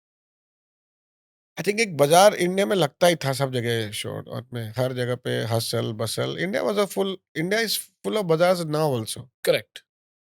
And I think after liberalisation consumption of new categories was happening and how do new categories needs a particular environment to sell and consumption can be created if you create a environment to sell I think if you look at the history of communication we as a civilisation our first communication modes were oral. kathas, people hearing somebody. Then came in the press, where there is a authoritarian author, learned person who is talking, and a lot of people listening to him. Then came television, which actually created brands, which actually created businesses and consumption, because it was one visual medium wherein advertising through you could work on the imaging of the consumers, a centralized medium which could appeal to millions and millions of people. That's where brands got built. That's where FMCG companies got built. That is when the retailers got built to a great extent. Now we are back to social media, which is not a centralized media of communication. So the world is changing again. A influencer can appeal to X number of people. There is no centralized medium of communication. So we have to think about brands in a very different way, consumption in a different way. So that's what the world is moving towards. And that's where I believe the impermanence is setting in. Because if you look at the consumers in the original days when there was oral form of communication, they had all the time in the world to consume that communication and ponder over it, think over it. Correct. When press came in, we had again a lot of time to think, write a letter to that person, get into that thinking. Television, mein, we believed whatever they were saying, the stars, the consumption. We tried every product, then we made our own judgment. Now we are again in a world of communication wherein we are consuming so much of content, our span of attention and our theory to reflect back or to consume that content and process it doesn't exist. So we are in a new world, and this new world is creating new brands, new products, new consumers, and we have to be relevant to them. So back in the day, what was this paradigm shift that inspired you to start Big Bazaar? I think television, newspapers were the medium of to create demand, create new categories, build new products, build new set of consumers. It was huge. It was crazy. What time was this, sir? Which year? I think we started Big Bazaar sometime in 2000. 2000. So this is when liberalization was at its peak. Yeah. It was like we've created so many categories in the country. Like we were once upon a time 15% of luggage trade in the country itself. We Luggage trade? 15% of the total luggage trade, general trade, modern trade, all put together. Oh, wow. We must be percentage of most of the sales in the country. So it was a different era where consumption, you could work on creating consumption. People were wanting to experiment. Things were happening. Got it. So from the economic standpoint, if I were to see, the per capita income was increasing drastically. Number two, the I medium think of India had a communication. huge amount of savings. If you look at the savings then and the savings now, it has all gone into consumption. Sir, yesterday I was reading a stat which said India's savings is at a 47-year-old low. So that's what I'm saying. We were responsible to reduce the savings of this country in a way. So there was money, aspirations were rising, liberalization was happening. The next generation was getting into a little bit of abundance, I would say. So India as a society, like when I was growing up, I've been born in 60s. So the movies which we were seeing were all around shortages. We were not an abundant economy. We were just building our infrastructure, education. Products were not available. Queue में खड़ा रहना पड़ता था. Picture की ticket नहीं मिलती थी. So we were born in an era of, look at today's generation. We are abundance, like abundance personified. Everything Correct. is there. So the world is changing. That's what I'm saying. The impermanence is seeping in much earlier. We don't know what are we going to get into. And our attention span to process doesn't exist. So it's a new generation, it's a new world, it's a new consumption. It will be very interesting to build brands here now. Very beautiful. So I've understood that savings were very high comparatively as compared to today. Income was rising and you had consumption rising and you could actually fuel in consumption because of television. Huge. Television and press both used to work. There was a time when press and television worked together. It was crazy. What do you mean by that, sir? Front page ad used to get us crowds like unreal. Today, if you advertise front page, the crowds which will come will be nowhere. So how effective was this front page ad in terms of Huge. numbers? You can't imagine. जैसे sir एक example दो ना. अगर front page मेरा जिस दिन add आने वाला होता है उस दिन मैं सुबह जल्दी उठता था देखने को कि कैसा लग रहा है क्योंकि कल सुबह से लाइन लगने वाली है. अच्छा. That was the power. Wow. Hmm. अभी ऐसा नहीं है. Zero. मतलब जो आपने देखा है वो तो कंपैरिजन ही नहीं है। And how much did the front page ad अब cost you, sir? अभी वो सब याद नहीं है, नहीं, मेरे को बस इकोनॉमिक समझना है सर, बट बिकॉज वी मैं वर आपको एक operating at a scale. I'll give you a very interesting example, sir. This is the story of last week. My friend Ansh Mehra is conducting an AI workshop with Economic Times. He went to ET and he said, I want to advertise on your newspaper. So we were like, Ansh, why are you advertising on a newspaper? He said, I just want to give it a shot. Sir, he was able to sell courses worth 50 lakhs. But अच्छा very specified audience तो हो जाएगा, पर 50 लाख पे cost भी आ गई उसकी काफी। 50 लाख में कॉस्ट तो है, 10-15 लाख का तो कॉस्ट है, and because he is doing it in collaboration with ET, he is getting a certain percentage out of it. But sir 50 lakh worth of sales because of a newspaper ad for AI. कुछ नहीं था 50 lakh. So let's not. I think the effectiveness of ad today it's only for specific categories you can do communication. Which categories do you think are relevant for newspapers even today? I don't know. A launch, any announcements? Not to do sales as much as announcement and launches. But how effective do you think these announcements are? Are announcements even I think necessary? you need to announce something nowadays. Whenever you're launching a big thing, you have to announce. I think real estate is still using it effectively. Announcing today, I think a new serial is being launched called Royals. तो उसका announcement था सुबह के front page Times of India पे. तो it is used for announcements. Got it. Understood. So then when you started Big Bazaar, it started with just one store? We did 3 stores in 22 days. The idea was to 3 do stores in scale. 22 days? Yeah, it was about scale. Which city did you start from? I think it was Bangalore, Hyderabad, which is Calcutta. Calcutta. And what was the model like? Like, what was the difference between a Big Bazaar and a normal retail store in terms of cost? Size, the way we used to put in the goods, the assortment, and the prices. What went into It was a feel of a bazaar in an air-conditioned environment. थप्पी लगी हुई है, माल है, hustle है, बसल है, यहाँ से आवाज आ रही है, वहाँ से आ रही है, साइनेज दिख रहे हैं, प्राइजेस दिख रहे हैं, डिस्काउंट्स दिख रहे हैं. तो it was a full fledged Mela. what was your societal truth that you were banking on? I think the societal truth of a heart and a Mela. We are used to that hustle and bustle. वो create करो, एकदम clean environment दोगे तो लोग नहीं आएंगे. That was a big societal truth. इसके बारे में बताओ ना सर, एकदम क्लीन एनवायरनमेंट, बिकॉज उस even time spick and Spain, hospital मतलब स्पिक एंड स्पेन, बाजार मतलब हसल एंड बसल. तो हसल एंड बसल होना, I used to call it the butt and brush theory. If you have not butted and brushed into somebody, you are not shopping. Things have changed from there now. now we want things neat and clean. Yeah, now things are very different. Yeah. Sir, interestingly, Sam Walton also said the same thing. He said that when he opened his first Walmart, he wanted it to be dirty because he wanted that store to look like a store where you could find cheap stuff. And his theory was if he spent too much on the air conditioning, his cost would rise, and B, he would scare the common man away. And now that you're saying about Big Bazaar, it's very similar. It was very welcoming. No, हमारे लिए तो बाजार था. हाट और बाजार जो होते हैं वो रेफरेंस था हमारा.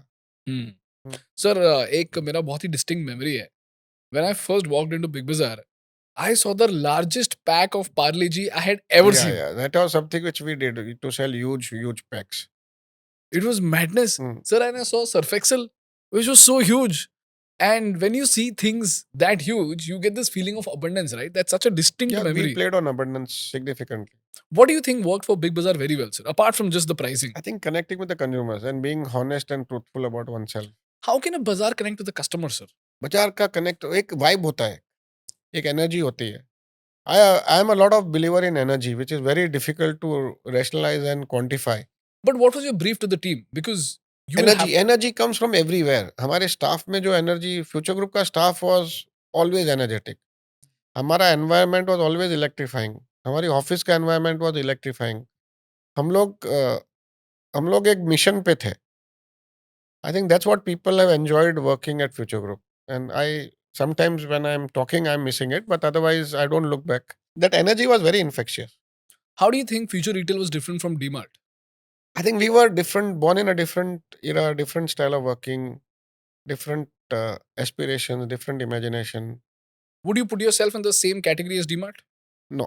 Because DMart has a different consumer audience. DMart has a lot of beauty. DMart is one company from which I have learned not to have many variables in life. Okay. Can you Like they work on a X number of SKUs per store, 3200. वो लोग store में delivery ज़्यादा लेते हैं, उनके पास warehousing नहीं है. They cater to India to a new development or a new app. So they have defined the model. We were a product of a malls. We started with catering to India 1 more than India 2. India 2 we used to get them during events and festivals. So it was very different audiences. Secondly, they used to own the property. I think the beauty of DMart is the number of variables they use is much lesser. They say no to more things than they say yes. I think we were exactly the opposite. So very different. And our aspiration was to capture the consumption of Indian consumer. उनका aspiration इतना ही है और इसको इतना deep जाएंगे, इतना ही अच्छी तरह करेंगे. तो I think that's where we were very different. Got it. And even Big Bazaar was not franchised? Never Never. Never So you paid rent for all the stores. Everywhere. Sir, when you chose a location for Big Bazaar, what went into the calculation? I think we were very early players. तो real estate में गलत, when I look back, लोग बोलते हैं we were good in real estate. In hindsight I think we were very early players and we couldn't have gone wrong, because India में कोई था ही नहीं दुकान. तो we knew where the catchments were, where the India 1 और the aspirational India 2 lived, and वहाँ पे दुकान करनी थी, वही शहर में जाना था. तो that was not so difficult as such. इसको आज कैसे execute कर सकते हैं? आज you need data. And where can you fetch this data from? Data मिल जाएगा. The number of houses, number of apartments, क्या वैल्यू है, क्या प्राइस है, तो वो data is not difficult. So let's say a brand like Zudio wants to establish itself in Mumbai. उनके पास सब डेटा होगा. How would you? Now they have made a real estate strategy which is interesting. Hmm. So they are doing 70-80% of the stores in high streets. Okay. They are not doing in malls. They build the store facade, will build the brand. So they are building very interesting facades, glass facades, the store which is visible whenever you pass by. So they are building a hoarding along with the brand, which is a very smart strategy. So they have built a new interesting real estate strategy which is not dependent on malls. But West Side is always like that, no, sir? West Side was in malls, Hmm. much more than what Zudio is. Zudio is standalone. Zudio standalone is much more. They have stores in malls, but Hmm. malls is not their core strategy. But isn't? Like DMart आज तक mall में नहीं आया है. But aren't malls a more convenient strategy? Mall में cost of doing business becomes high Hmm. because of the common area maintenance. Got it. If you were to understand, if you were to explain the difference between the real estate cost of a mall versus a standalone store, what would that be, sir? I think अगर 25% तो common area maintenance में बढ़ जाता है. So 25% difference है. 20-25% तो basic difference है. Plus I think in a standalone you might get a property 20-25% cheaper. So the cost difference can be to the extent of depending 25 to 50%. 25 to 50%. Depending. How should a brand decide नहीं, between? क्या problem होता है कि brand जो जिसके पास power नहीं है customer pull करने का, he is depending on the mall to pull in customers for you. That's where the cost of acquiring a customer comes down in a mall. Sir, how should an entrepreneur choose between getting into a mall or putting up a standalone store? I think stand alone store अगर खड़ा है कहीं पे अच्छी जगह पे तो आपका ब्रांड बन सकता है. मॉल में हजारों दुकानों में 500 दुकान में आपका ब्रांड छुप जाएगा. बट स्टिल आपको बिजनेस मिल सकता है मॉल में, क्योंकि वहाँ पे लोग आए हुए हैं. दिन के 10,000 लोग आते हैं, तो they will be seeing your product, your brand, तो यू गेट कस्टमर एक्विजिशन हो जाती है. And Mumbai, mein, do you think traffic plays an important role? Everywhere it plays a role now. Because in Mumbai, more often than not, I would rather get into a mall than getting into a standalone store merely because of parking. I think everything makes a difference today. So, as an entrepreneur, what would be the 4 or 5 checkpoints that you need to consider before choosing between a mall and a standalone store? I think you should try both. You will come to know. Secondly, brand. Once your brand becomes, I would rather use a mix of strategy of standalone and malls. Okay. So, you're saying कुछ malls में कुछ standalone में. Okay. नया brand है तो? Malls, like if you look at the new brand which has come about in clothing now, there is a Snitch, there is a Numi. Numi has a strategy of malls. Snitch has opened some standalones also, and they are in malls also. So I think everybody is experimenting. And while a new brand is being built, but I think new brand अगर online build हो रहा है तो उसकी visibility है brand की, and उसको standalone experiment करना चाहिए, because malls have a role to play, but all malls can't deliver you the same output. Why not? Malls के भी लोकेशन होते हैं, मॉल्स के भी थ्रूपुट्स हैं, मॉल्स के टेनेंट मिक्स है, कैटेगरी मिक्सेस है, तो वो सब डिपेंड करता है. So आप बोल रहे हो, so you're saying that you need to consider the tenant mix, the location of the mall, the cost and your brand pull. Yeah. And your long term vision of your brand. Mall में brand इतना नहीं बनेगा जितना stand alone store में बनेगा brand, because your customer is passing through that place and seeing your brand every day. Mall में तो जब तक जाएगा नहीं अंदर, जब तक आपका ब्रांड दिखेगा नहीं. एंड मॉल में you will not be able to take a big place और show a facade, show the brand personality in full. If you were to if you were to break down the most powerful attributes of Big Bazaar that turned it into a successful organization, it cannot be just real estate. You did several things right. I think a lot of 5 elements have to come together. Which are those 5 elements? I would say product, pricing, the promotions which we did, the vibe and the environment which we create, the hustle and bustle. Place. And fifth is the energy and the team, people. When it comes to product, I understand this to be I assortment. think we played a lot in category. What do you mean by that? Category मतलब category creation का काम हमने किया. जैसे आपने बोला कि मैंने बड़े पैक्स देखे, तो we virtually worked on creating categories. हम लोग इवेंट करते थे, कैटेगरीज क्रिएट करते थे, ये कैटेगरी को हर घर में पहुंचाना है. हमने वॉशिंग पाउडर कितने घरों में पहुंचा है, because we were the phase when we transition from washing. उस टाइम क्या प्रोडक्ट यूज हो सकता था to what you call the Soap, Vim soap. या सोप से हम लोग ने पाउडर में शिफ्ट हुआ, पाउडर से फिर हम लोग लिक्विड तक लेके आए. तो वो जर्नी में हमने पार्टिसिपेट किया. So how did you effectively transition a customer? I think you have to create that category, talk about it, make noise, थप्पी लगाओ, बात करो, create events around it, and do all that things. Yeah. Walk me through one example now. I think I remember like I would say soaps as a category, premiumization of soaps. हमने Dove को premiumise कितना किया, हमने एक साथ में 24 बेची. कैसे आपने प्रीमियमाइज किया? प्रीमियमाइज किया मतलब आप एक लोगे ये प्राइस है और 12 लोगे तो ये प्राइस है. एंड वैसे हर आइटम को काफी काफी आई वुड से प्रीमियमाइज किया. Can you go deeper into this, sir? अभी I don't remember the categories, but luggage as a category I remember how we created it. Luggage में we identified a big insight के luggage India में खरीदते हैं 3 set during weddings. 3 set. मतलब 3 bag लेते हैं, मतलब पूरा सेट ही लेते हैं. एक सबसे बड़ी, एक उसके अंदर आ जावे और एक उसके अंदर आ जावे, तो शादियों के टाइम पे देते हैं. तो हम लोगों ने ब्रांड से बात बात कर करके, एक लाल कलर काफ़ी चलता था, तो उस टाइम वो होता था कि सोसाइटल कोड वॉज के, तो हम लोग को वो कैसे बेचना वो हम लोगों ने ट्रेन किया. कैसे उसको दिखाना, एक बैग के अंदर दूसरी बैग रखना, दूसरे बैग के अंदर तीसरी बैग रखना कि स्पेस ज़्यादा नहीं लगेगी. तो ये सब एजुकेशन हम लोगों ने काफ़ी कराया सेल्स स्टाफ से. तो we virtually created this category. But how did you collect this data from the I ground? Think रोजमर्रे की डेटा है, इसमें कोई नई चीज नहीं थी. But sir, this has to travel from your ground staff all the way to the management. I think right? This is our life incidences also. If you are a observer of society, if you are keeping your eyes and ears open, you will keep on knowing this. You don't need great level of ground research to do all these things here. And any category creation, when I remember when VHS player came about, DVD players, हम लोगों ने लाखों बेचे, क्योंकि at a particular price point we had a particular metal bed. हम लोग ने कुछ 8,000 रुपये में बेड लॉन्च किया था. जो जो पीपल जमीन पे सोते थे उनको कैसे बेड देवे, हम लोग दिन के 20-20 हज़ार बेड बेचते थे. तो ऑल दिस कैटेगरी क्रिएशन का एक रोल होता है कि from one product to another upgradation में. I think that's where we played a role.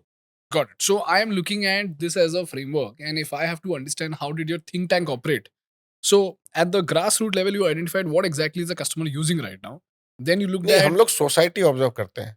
okay. Walk me society through this, no, sir, because I'm not able to understand how do I apply this. Society में क्या changes आ रहे हैं. जैसे हम लोगों ने recognise किया from 16-17 years we have been doing, maybe now it's 20 years, we have been doing a project called Bharat Darshan, wherein our team stays in particular towns and villages, and we observe the societal change from what we saw last and whatever we are hearing. So we have observed the change of the girl child getting importance, which influenced all our decision. We started sponsoring Miss India. After that, we went into women's wear in a very significant way. We invested in Biba, and at that point of time, the woman as a category हम लोग ने बहुत invest करना चालू किया. Just to understand from a societal trend which picked up के Indian society में woman is now getting respect even in Haryana, Rajasthan, everywhere. I think that change our approach to business also. We saw a societal trend that every small town mein English speaking classes are coming like crazy. So that aspiration of learning English was another societal trend which we realized has a. Then we recognized the role of the society. Mein parent, how does the family functions? What is the relation between the son and a father? The father and a daughter ki relationship. I think this relationship tells us about how the society functions. And how did that insight create a business opportunity for you? I think it helps us in communication. What kind of communication you have to do, which will appeal, like the role model communication. And in this case, if I were to understand, which product did you sell because of understanding this communication? I think when we started Big Bazaar, we knew that the kitchen ka chabi is with the mother-in-law, Correct. and we have to convince her. And daughter-in-law को convince करके कुछ नहीं होगा. Societal change told us. We used to, if you look at Big Bazaar ka images, you will always see a woman shopping with a child in the trolley and a very happy feeling. Then we started showing mother-in-law in the images. Daughter-in-law को हम लोग बहुत बाद में लेके आए imaging में. So what neuro images you throw out is also very important. Whom are you talking to is very important. So this societal observation tells you a story around how, what kind of people, what kind of communication, what should you do. Wow. Sir, ये तो बहुत ही beautiful insight. So you are saying, I'll give you an example and you tell me if I'm getting it right. Let's talk about Netflix. When HBO and Netflix went head on, HBO was under the assumption that the father is going to decide what is going to be watched by the family. As in the subscription. Which subscription are we going to buy was decided by the father. Netflix realized that there is a societal norm that's coming up whereby the CTO of the house is actually the younger son. So if the younger son decides that we should subscribe to Netflix and Amazon Prime, then the house will eventually subscribe to Netflix and Amazon Prime. Instead of competing with HBO to strike resonance with the fathers, they struck resonance with the next generation. And that is how they became relevant. And eventually, when this generation grew up, Netflix and Amazon Prime went mainstream. So the story of the CTO now emerging. So the story of now the son emerging as the CTO was the societal truth, which they banked on to create neuro image of all kids and young people watching Netflix. And Netflix and chill became a Gen Z concept. And when they eventually became the deciders of what needs to be watched, the entire house started watching Netflix, and that's how Netflix achieved penetration. Would this be a good application Very of the principle? absolutely correct. But then we decided the mother-in-law ka joint family as a system was breaking down. Nuclear families in urban centers, so it became nuclear families. So our communication in urban centers totally changed to the the son and the wife and the children in our communication. The towns and the smaller towns, the power was still with the mother-in-law. Okay. And it was very interesting when we realized that the daughter used to take advice from her mother, and they might be in separate towns or where to shop their grocery from. Because the daughter is married and she's moved to another town, and that's where Big Bazaar used to play a lot of role in terms of how do we get her daughter to shop with us. How did you do this, sir? I think it's subtle communication. जैसे? I think mother and daughter का combination हमने बहुत दिखाया communication में, As in आपके ads में. Ads में. And हम लोग हमारी काफ़ी फिल्में उस पे बनी है, एंड काफ़ी स्टोर को भी ये बोला जाता था कि this is one combination you always look at. And how do the store managers use that data to generate sales? ये सटल होता है, सॉफ्ट होता है. जैसे? सॉफ्ट दैट टाइम इतना डेटा तो नहीं होता था. सामने दिखती मदर डॉटर कम्बिनेशन. हम भी आज भी मैं जाता हूँ दुकानों में तो देखता हूँ कि what are the profile of customers, what combination they are coming in. People don't shop alone in this country as much. Sir, I'll give you one example and again you tell me if this is a good application. When I went to buy my first car, I was the one buying the car. But the salesman did not pay heed to me at all. He was talking to my father only. Because I'm assuming that he's been told the story that fathers are eventually going to decide. But he's not changed. That salesman has not changed. Got it. So I would rather now look at the younger generation deciding everything. Abhi power lies not with the parent as much as what it lies, because it's a very democratic set of consumers now. My children are born to a democratic parent. They can influence me now, and our grandchildren can influence anybody. So, and secondly, the society, this new society is born in abundance.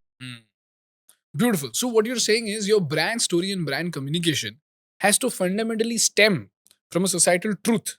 And in this case, you'll have to understand the family properly to understand each person's role, to then understand who should you talk to and who should you convince to drive sales. Okay. One example of that was Netflix. The other example is the one that I gave you for a car salesman. And because this cars, I'm trying to imagine the impact of this. Like, if there's a brief that comes out from MG and BMW and all these automotive companies to their stores that you need to go and target the youngest person who's visiting the store, that will actually change the game altogether. Because if the younger person, I mean, in this case, the son is the decider of which car to buy, and the salesman puts in efforts to convince the father, and eventually, when this family goes on to a different store, and let's say the Mercedes guy tries to convince the son, and the son is convinced, the son will actually change the decision of the father to go from buying BMW to buying Mercedes. And when this happens at scale, it's a $1 billion opportunity. Yeah, but that's the way. If you look at cinemas reflect this very well. There was a cinema called Dilwale Dulhania Le Jayenge. There was a parent, that Amrish Puri, and who was the head and the authority of the family. In the last scene, he says, Simran ji le apni jindagi. So he succumbed. But there was a fight for that, and that fight was what people loved. The generational fight, that movie worked so well on that generational fight that I don't want to leave away tradition. I don't want to run away. I will love to convince. And the villain was the father, and he succumbs to his daughter. I think that was the game changing movie to see the change of society which happened. Beautiful. In fact, sir, when I was watching the Netflix documentary on, I think it's called Romantics. The romantics, Chopra's. Yeah. Mm. There, I think Aditya Chopra mentioned this. He said that the reason why DDLJ worked very well was not because of the story, but the encapsulation of all the characters in the story, which exactly reflected what parents wanted and what the kids wanted. The kids what the children got what they wanted, which is the love of their life, and the parents got what they wanted, which is respect. And eventually everybody's happy. So it was a win-win. Both. That is what Indian society is all about. If you're talking of societal truth, that was a reflection of societal truth. Yeah. Likewise, Santosh, my colleague, he has coined a very interesting word of modernity. He says modernity in India is negotiated tradition. Modernity in India is equal to negotiated tradition. okay. We negotiate with our tradition. We'll still play Garba, but on a disco music. So we will never leave our roots, but we'll adopt to anything which is modern. As a brand, how can you leverage this? Can you give me an example? Let's take the example of ethnic wear. How can an ethnic wear brand leverage the societal truth to strike resonance with their customers? I think ethnic wear is a big sufferer, if you ask me, because we were part of the Biba story to a certain extent. We had a huge clothing brand called Srishti, which was a 1,000 crore plus brand. And we were into multiple. I believe the brand players on the ethnic wear is not playing smart enough to make their relevance permanent in a way. Okay. And I think there is a work to be done there. Where are they going wrong, sir? I think they are not fighting with the new, I would say the new imaging which is coming about. They have not played anything well to make their ethnic wear survive in whichever form. They have to morph. They have to get into something, but nobody is working hard on that. Like, can you give me a stark example? What are the brands doing right now and what should they be doing? I think ethnic wear brand में आपको कोई imaging दिखेगी नहीं आज की तारीख में भी. कोई रील्स में नहीं दिखती है, कोई मॉडर्न कम्युनिकेशन में नहीं दिखती है, नया कोई स्टाइल नहीं दिखा रहा है, कोई कुछ कर ही नहीं रहा. This category will die. This category is getting attacked from everywhere, and they are not working hard enough to protect this category. And if you were to be an ethnic wear entrepreneur today, what would you do now? I will create new products, new style, new imagination, getting new set of influencers, and getting in this as something which we as I think it's you have to talk about the virtues and the personalities and create fashion around it and create an imaging around it which makes people feel that those who are wearing this are the people. What image would you create right now? And it has to be around fashion and it has to be around the society in some way.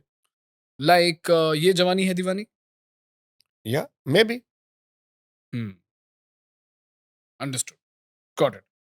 So now I want to come back to Big Bazaar, and I understood one very important lesson over here, that you understood the family persona. Now it's no longer a customer persona. You understood family persona very well, which then helped you generate sales in places where it was quite counterintuitive to generate sales, because while most people would think discounts alone will work, you understood the story of the customer, which enabled you to scale up very, very quickly. Now, sir, when you were scaling up very, very quickly, what would you say were the mistakes that you made which nobody else should repeat? I think I always believe that in hindsight, now when I look back, since Future Group is in a way no more, that we didn't, we were more in creation rather than in optimization. When I meet the new age entrepreneurs, I learn something. I've learned something from them. Is they are great optimizers. They come from engineering background. They optimize for everything. Had we got that kind of talent of optimizing, like the models which we built were unbelievable. We had a great team. We had the ability to pivot. We had the flexibility. We were not a rigid organization. We had every quality what a modern organization should have, and we could grow. We could manage change. We had a great people policy as such. We enjoyed creation. I think we should have enjoyed optimization also. Can you give me an example, I sir? I I think optimization means you have a retail space. आपका cost लग गया, भाड़ा लग रहा है. Now, how do you optimize for every inch of square foot? How do you optimize on margins and keep on increasing it? How do you optimize for other income? How do we optimize for costs? How do we look at each and every line item of cost and kept? There has to be a parallel organization which is optimizing everything what you are doing.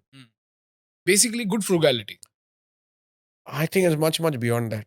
Today's with today data being available and the kind of engineering mindset which you can build in an organization, you can optimize like the new age companies like I would say the Zeptos and the Blinkits. They are unbelievable optimizer because they have to deliver in 10 minutes. Yeah. They have to work on that speed. They have to earn that margin. The optimizing what they are doing.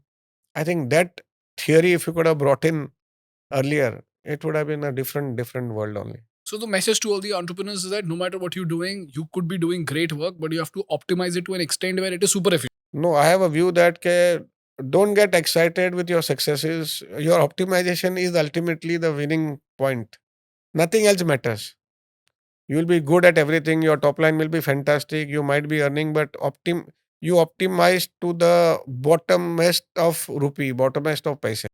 Just say if we have a clothing brand, if they have a wastage of 2%, they should bring it down to 1%. Maybe lower than that also. Optimizing not only to that extent, optimizing to speed, how much of stock turns you are doing. Optimize to every SKU level, how much fast it is selling. At this quantity of production, how much cost you can bring down.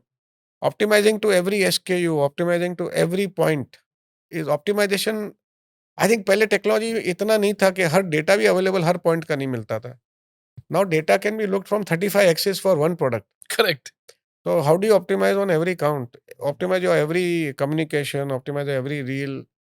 मतलब optimization is a subject, how it can be brought into the organization. Got it. So that's one. Number two would be I think only one thing. only one thing. Only optimize. And secondly, balance sheet. Balance sheet is everything, not your P&L. So in your case, from my research, I understood that you had very high debt. Now, in business, you eventually have to take up debt if you want to do something of that scale. But what is the difference between good debt and bad debt? How do you assess it? I think that is a debt only. That is a burden. And that is all, the problem in that what happens is that once it comes in your balance sheet again and again, you are when it is going to be paid. How does your business is going to repay debt? Your businesses are created to service debt, not to repay debt. I think we have to create businesses to repay debt. Can you give me an example of this, sir? Because I understood what I said. I understood what you said, but I want to make sure that everybody else also understands in a more simpler manner. So business mein, the banks when they are giving you loan, they look at the service coverage ratio, whether you'll be able to service debt. They have some formulas in which, but then you keep on growing business. Sir, debt service, you're speaking about when you take up debt, the banks look at? DSCR, the debt service ratio, coverage ratios and all. and we keep on growing.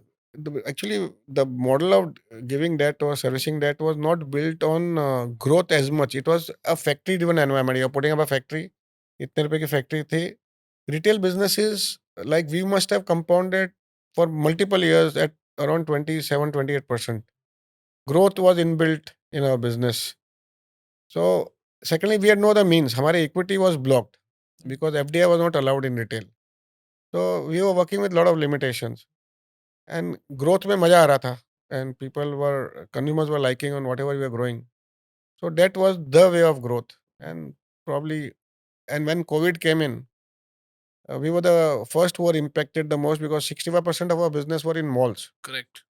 So there was no way out, and they were the last to open up. And then the society, I think the habits changed. A lot of things changed. So we had no other option but to sell out so that everything could get cleared. उसमें हम वो Amazon की fight में कहीं अटक गए. So life became very different. What exactly was that fight all about, sir? Because we never really understood what I think exactly was it the about. matter is legally subjudice in a way that Amazon had invested in our parent company through which uh, we were to be along with them in terms of जब भी तकलीफ होगी they'll help us and we will be able to solve. कुछ हो नहीं रहा था. Nothing happened and we had no other option to sell. They objected to our selling and उस चक्कर में सब कुछ काम अटक गया. We had found out a solution कि इतना रुपया देके everything was getting cleared up and everything would have survived. But somehow they stalled it. Then things didn't happen the way it should have happened and things came to a standstill. My last two questions are about the next generation. You've been such a stark observer of the societal norms and what is changing and what is not changing. When it comes to Gen Zs, what are the strengths and weaknesses that you see in the upcoming generation? I'm very fascinated by this generation because they are, when I look at people who are born in a very abundant environment, coming from urban towns or very towns like Mumbai and all, they are very different than the people who are coming from smaller towns. Still in abundance, but the hunger is different. The understanding of life is different. The understanding of lifestyle is different. And I'm finding a lot of new entrepreneurs very, very fascinating that they have formed a view which is very different and contrary to the view which we have been born up with. So we are finding a mix of things, but very good energy, very good knowledge, and zeal and passion to do something. And where are the problems with Gen Z? I think the biggest problem which I find in them is one that they all want to start from a problem statement. What do you mean by that? They say there was this problem and we want to solve this. But that's a good thing, no? I don't think so there is any problem firstly fundamentally. Okay. आपको क्या चाहिए, कितना कुछ चाहिए जीने के लिए, रहने के लिए, तो ऐसा कुछ नहीं है problem. I think problem to start on a problem and solving that, I think it's a Californian way of looking at a business. So But how do you go about building a business? Because we've always been told that you need to look at a problem and then build a business. I don't know, I have never thought that way. Problem क्या होती है? आपके पास कपड़े नहीं है क्या? Problem क्या चीज की? आई डोंट अंडरस्टैंड प्रॉब्लम क्या. रोटी कपड़ा मकान के सिवा तो प्रॉब्लम कुछ होती नहीं है. Correct. और हेल्थ है, wellness है. Now these are new created problems. First world problems. Marketing is all about creating a problem and creating a solution for it. So then tell us that you are doing this. Currently there is no problem. You are saying that I'll create this problem and solve it. That still is a business model.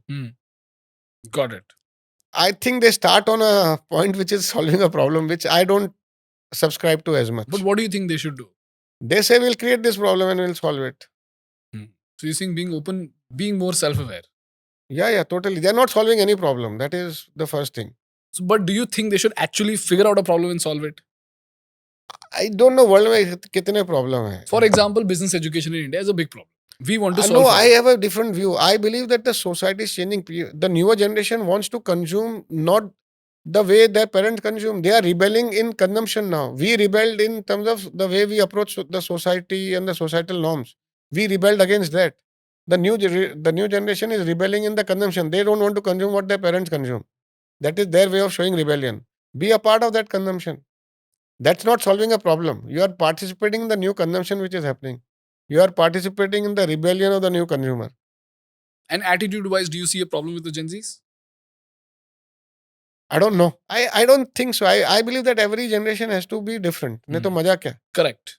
We can't be clones of the previous generation. And luckily, it's not happening. Because we're seeing a lot of reports which say that Gen Zs often have a lack of commitment, instant gratification. I don't think so. You don't think so? I don't think so. They are born in a different environment. They are consuming different content. They are consuming much, much more than what we consume.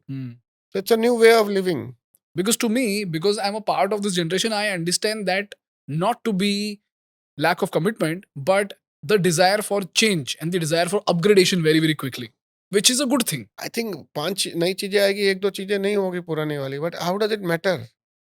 I think their respect for the society still remains. Their commitment to life still remains. उनके ही वही नवरस no emotion से they go through.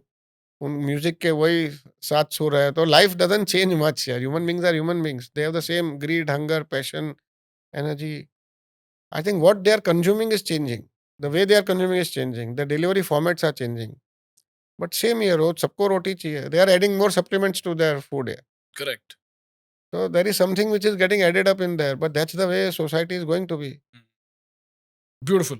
Sir, thank you so much for spending so much time with us. It was amazing, sir. मैं तो first time जब मैं आपसे मिला था मैंने इतनी सारी चीजें सीखी थी and you told me one thing that busy founders are never great and great founders are never busy. I executed that in the next 12 months and today we are far, far better as compared to where we were back then. And because of you, I learned to build systems so that I can spend time thinking and focusing on strategy rather than just being very, very tactical. So I have a very interesting theory on business. Business has to start with strategy. Then is designing. How do you organize yourself to work on that strategy? How do you design your business? How do you design your organization, design your products? Third is execution.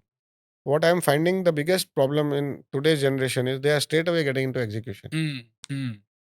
Strategy is less and execution is more. Strategy design is the most important thing. Strategy तो एक word में आ गया. आपको strategy मिल गई कि अपने पास time निकालना. But how do you design your life around it? Execution तो कोई भी कर लेगा. Everybody in the new generation is trained for execution. Sir, what would be the 3 books that you would recommend to the next generation so that they can learn this? I can tell you what podcast to watch now. But I think one book lately which influenced me the most was 0 to 1. 0 to 1 by Peter फिर Thiel. Psychology of Money मैंने पढ़ी, वो मेरे को अच्छी लगी थी. अभी I'm reading the book called the Soul of Money. The Soul of Money. The Money Soul. It's called Soul of Money only. Yeah. Okay. What is this about? It's all about के money में what is the power of money? Money power the आत्मा होनी चाहिए पैसे में. Soul of Money. Which are the podcasts that you would recommend, sir? I've been watching Chris. I watched Nikhil. I'm a regular watcher. I have watched your podcast. I'm watching Shantanu's podcast quite a lot, depending on the entrepreneur. Okay. And I watch Vikas Divyakriti. I like him, and I watch Lalan Top. Oh wow, that's a very diverse taste, sir. Very diverse. I need that diversity because I'm not a one. तो और किसको मैंने देखा है? I am just watching अभी Ellen. उसने भी एक कंपनी का नाम उसका भी स्कूल ऑफ लाइफ करके है. एलन बॉटन. तो उसका एक आध देखा है मैंने. Do you watch Lex Friedman, sir? No. Okay. Lex Friedman. हाँ, लेक्स फ्रीडमैन का एक देखा है मैंने. And Andrew Huberman? No. But I'm very glad that we made it to your podcast list, sir. Great. Thank you so much, sir. This was amazing.